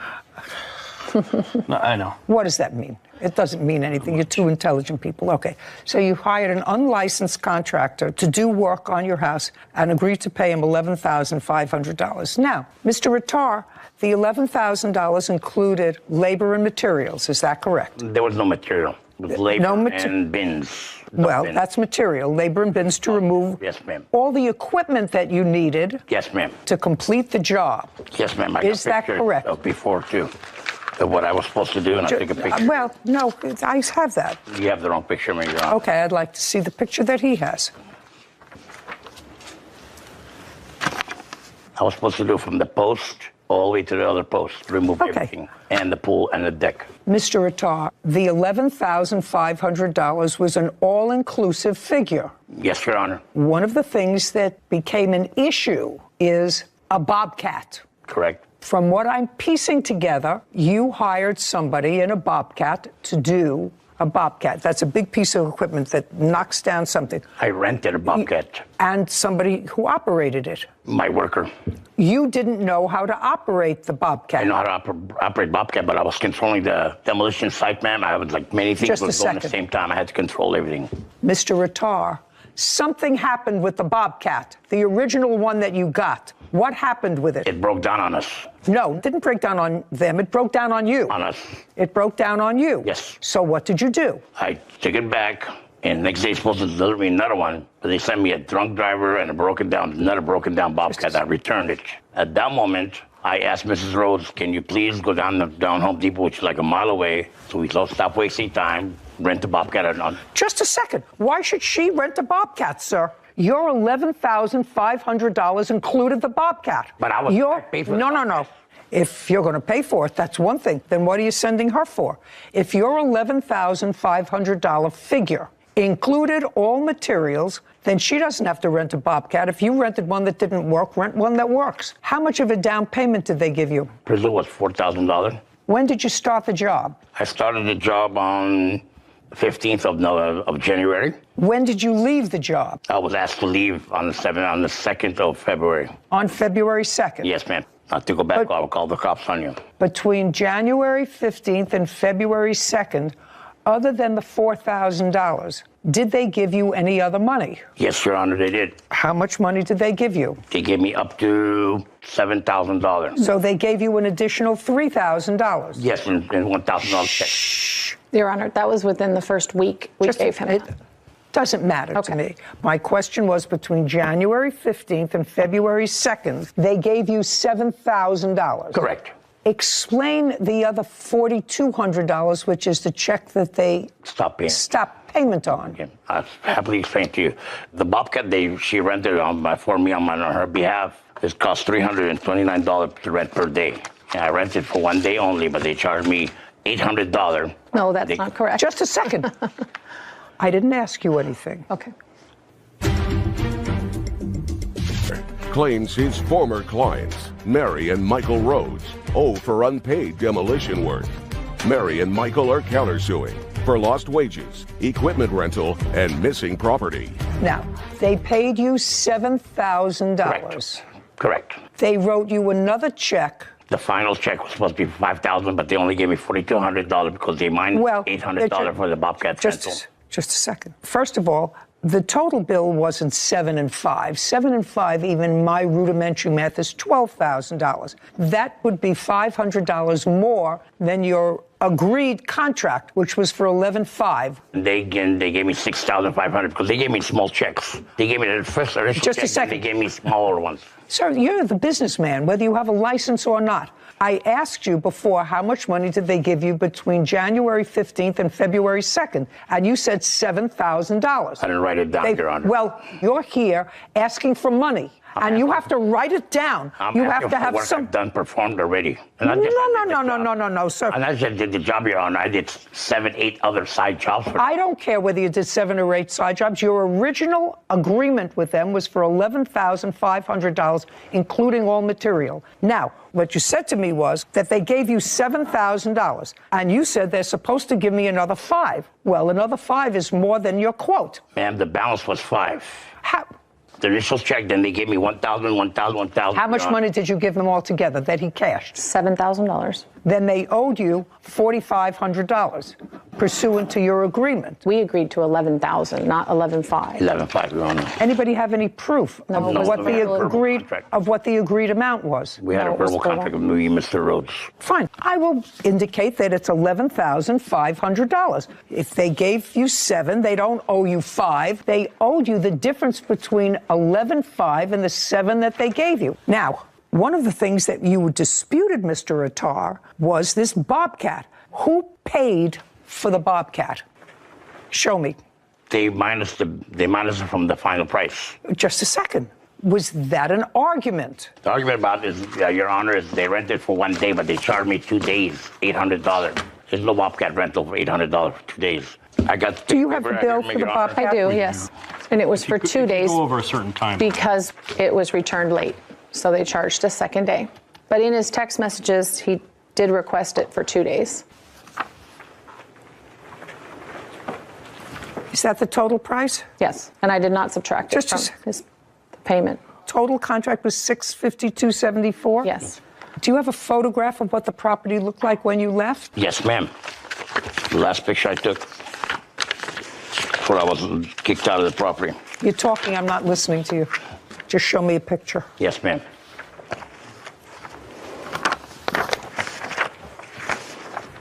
This is not a picture. Mr. Attar, you're the businessman. Yes, ma'am. This is your company. Yes, ma'am. Company requires A, a license before you operate, which you didn't have. If you do. B, it requires a written contract. You're the businessman. They're people who bought a house who got your number off a windshield someplace. You're the businessman. and you want the parameters. You want them fixed. So I don't know if it's 11,000 or 11,500. Do you understand? Very much, Your Honor. Right. Well, that's your mistake. You look as if you've probably been in business for a long time. 14 years. And is what you're telling me you don't have written contracts? All my contracts are verbal. Then how many times have you been in court, sir? Never. Never. I never had a stop payment check. Never paid me on time, Your Honor. It's a problem. So when you finished, the debris wasn't all removed. That wood, they kept telling me, don't touch it. Their neighbor, cousin, whoever's going to come pick it up. That was just cut court wood. No. There's brick. There's wood, there's cement. We cleaned all that. I personally cleaned all that. Just a second. What I asked you, Mr. Attar, was show me a picture of the property when you left. This is the picture that you showed me. That was the last, before I had more work, I came in and did more. I wasn't taking pictures. I wasn't expecting somebody to stop payment on a check, Your Honor. I was not expecting that. What it looked like when he left. What about after me? Well, what are you showing me here? This brick that's here? They piled it there and then left it there. Well, that's probably a good one. No, it was supposed to be removed. So this is the back.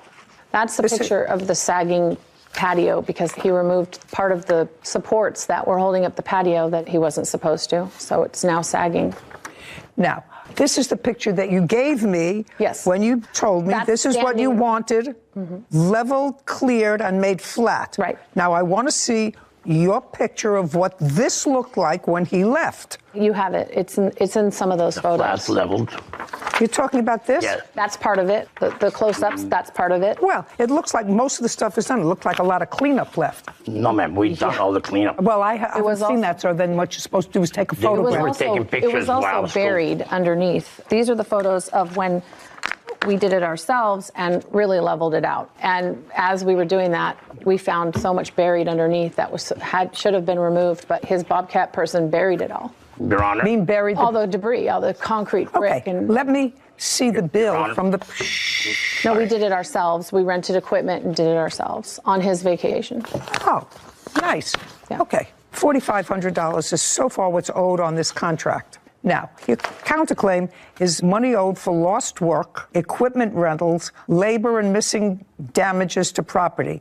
What money owed for lost work? During the second week that he was working, he called and said that his crew had left. This was the second day of supposed to be use of the Bobcat that I rented. Okay, if you interrupt me again, I'm just dismissing your case. Do you understand? Thank you, Your Honor. Understand? Yes, ma'am. Very good.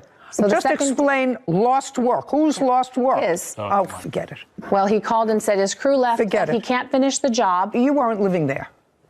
Not yet, no. You weren't living there. Okay. He wants to go. I'm not interested in his lost wages for taking care of his house. So far, you owe the man the balance on his contract unless you had somebody else do it, which is absolutely fine. And I would look at that removal of debris, what it costs you, and you're absolutely entitled to that. Deducted from what you owe him, which is $4,500. But he didn't finish the job. Just a second. You tell me, how am I supposed to gauge how much of the job he didn't finish? Did he not complete $2,500 worth? $3,500 worth? $1,500 worth? I think the $7,000 we paid him was overpaid. He didn't have to end up removing an entire pool. He only had to remove... That's your problem. Just a second. I read that. You said it's not a big pool. It wasn't 8 feet. It was only 24 inches. He gave you a price to level everything. Nothing delineated, nothing in a written contract. The pool turns out to be 2 feet instead of 6 feet or 2 feet instead of 8 feet. Well, if he was the contractor and he came out and he looked at the pool, he said, oh, this is an 8-foot pool, and it turned out it's a 12-foot pool, he'd be stuck with 11.5, just like you're stuck with 11.5 because it was shallower. Now, you owe him $4,500 unless you want to produce for me bills that you have for rental equipment, et cetera, and I will absolutely deduct that from the $4,500. Just give me the bills and the amount of equipment. Don't say nothing, Mr. Rittard. Mr. Rhodes, did you rent a Bobcat? The one that I cleaned up the yard with? Yes. I rented a piece of equipment. Jump up! Refusing to pay for demolition work. Mary and Michael claim he never finished the job and stole their property. Now, what did you rent? A skip loader. That's different from a Bobcat. Yes, that's correct. Smaller? I would say bigger. Bigger. And do you remember how much it cost you? Did you rent it from Home Depot? No. It's from a local rental yard. I think it was All the equipment we rented in Ontario. $1,300. Yeah. Find it. Find the bill. They didn't print it, so now I gotta. How many days did you have it, Mr. Rhodes?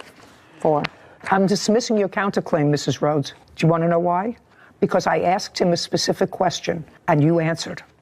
Do you understand? Do you understand? That part of your counterclaim, because you don't have it, you can't find it. So far you owe him $4,500.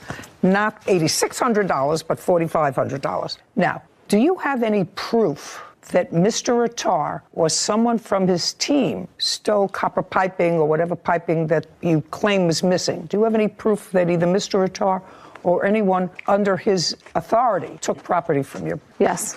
We have text messages back and forth. Okay, I'll read them.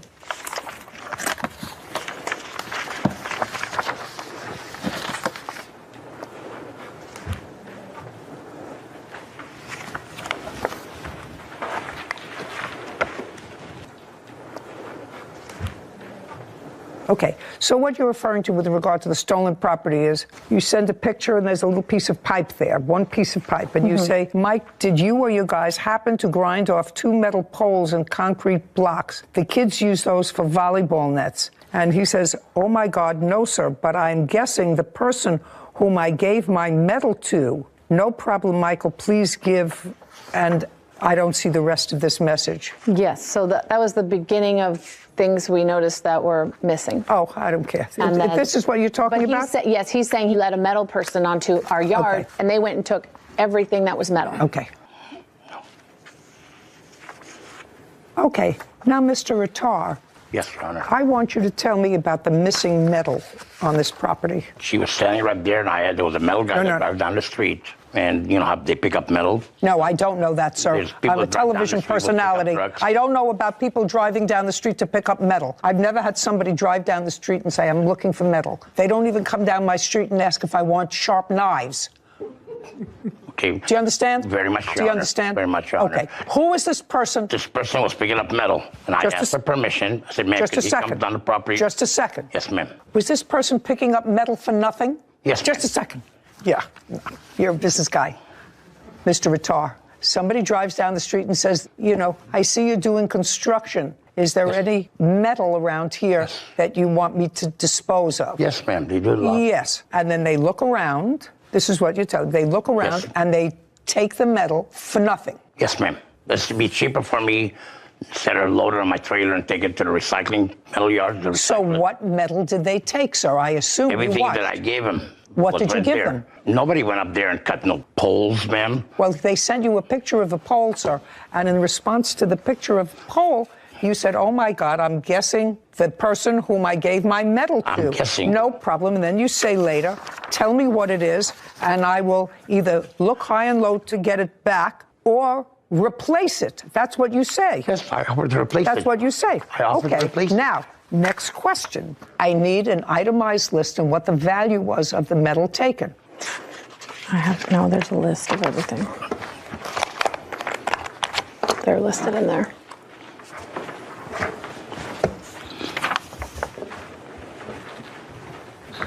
What is this?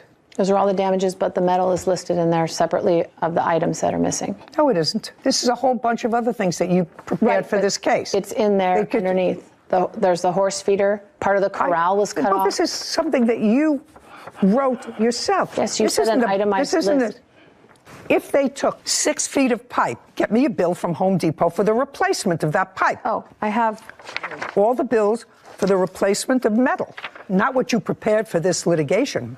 I'm sorry, I misunderstood. Itemized list.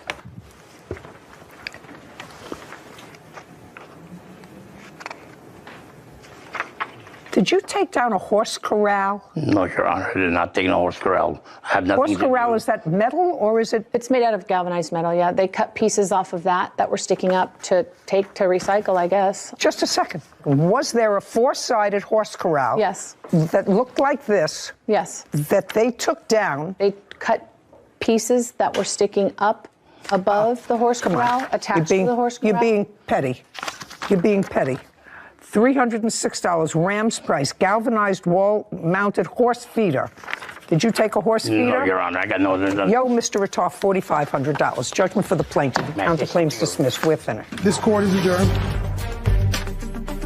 Well, his equipment broke, and he wanted us to rent the equipment for him. Equipment died because things break down. And then the next day, he calls and says he can't finish it. At that moment, I didn't have a credit card to my name. And that's the honest truth. So we pretty much figured that was job abandonment at that point. I'm going to have a written contract in the future. Don't hire Always him. hire a professional. I could not believe that your first question to him when he said that he'd been working as a contractor for 14 years was, and you've been working all 14 of those years unlicensed? Oh, yeah. I was waiting for the question. I was waiting at the edge of my seat, and it never came. Different minds. Yeah. Should have slipped me a note. I should have. You should have slipped me a note. No, that actually didn't cross my mind, but that's a good question. Yeah. Oral contracts and no license. No license, but there's no question. He did the work. Yeah. No, I agree. He did the work, and they were really dickering over who was going to absorb the cost of the second Bobcat that they had to get, which was really ridiculous. If they had had another contractor who came and completed the job, you would have awarded that. I would have deducted it from the $4,500 that they owed him. But absent that, the fact that he rented some sort of piece of equipment and came and cleaned up the property was not important to me, and the rest of their case was nonsense. Next time, they won't employ somebody for $11,000 from a card from your windshield. At Home Depot. From anywhere. Wherever, and not say, okay, listen, maybe I'll give him a shot. Give me 3 of your last references to call. It's a good lesson to people out there, I don't understand that. Yeah. Well, anyway. Robin Slagle is suing her customer, Jack McCurcheon, for tuition and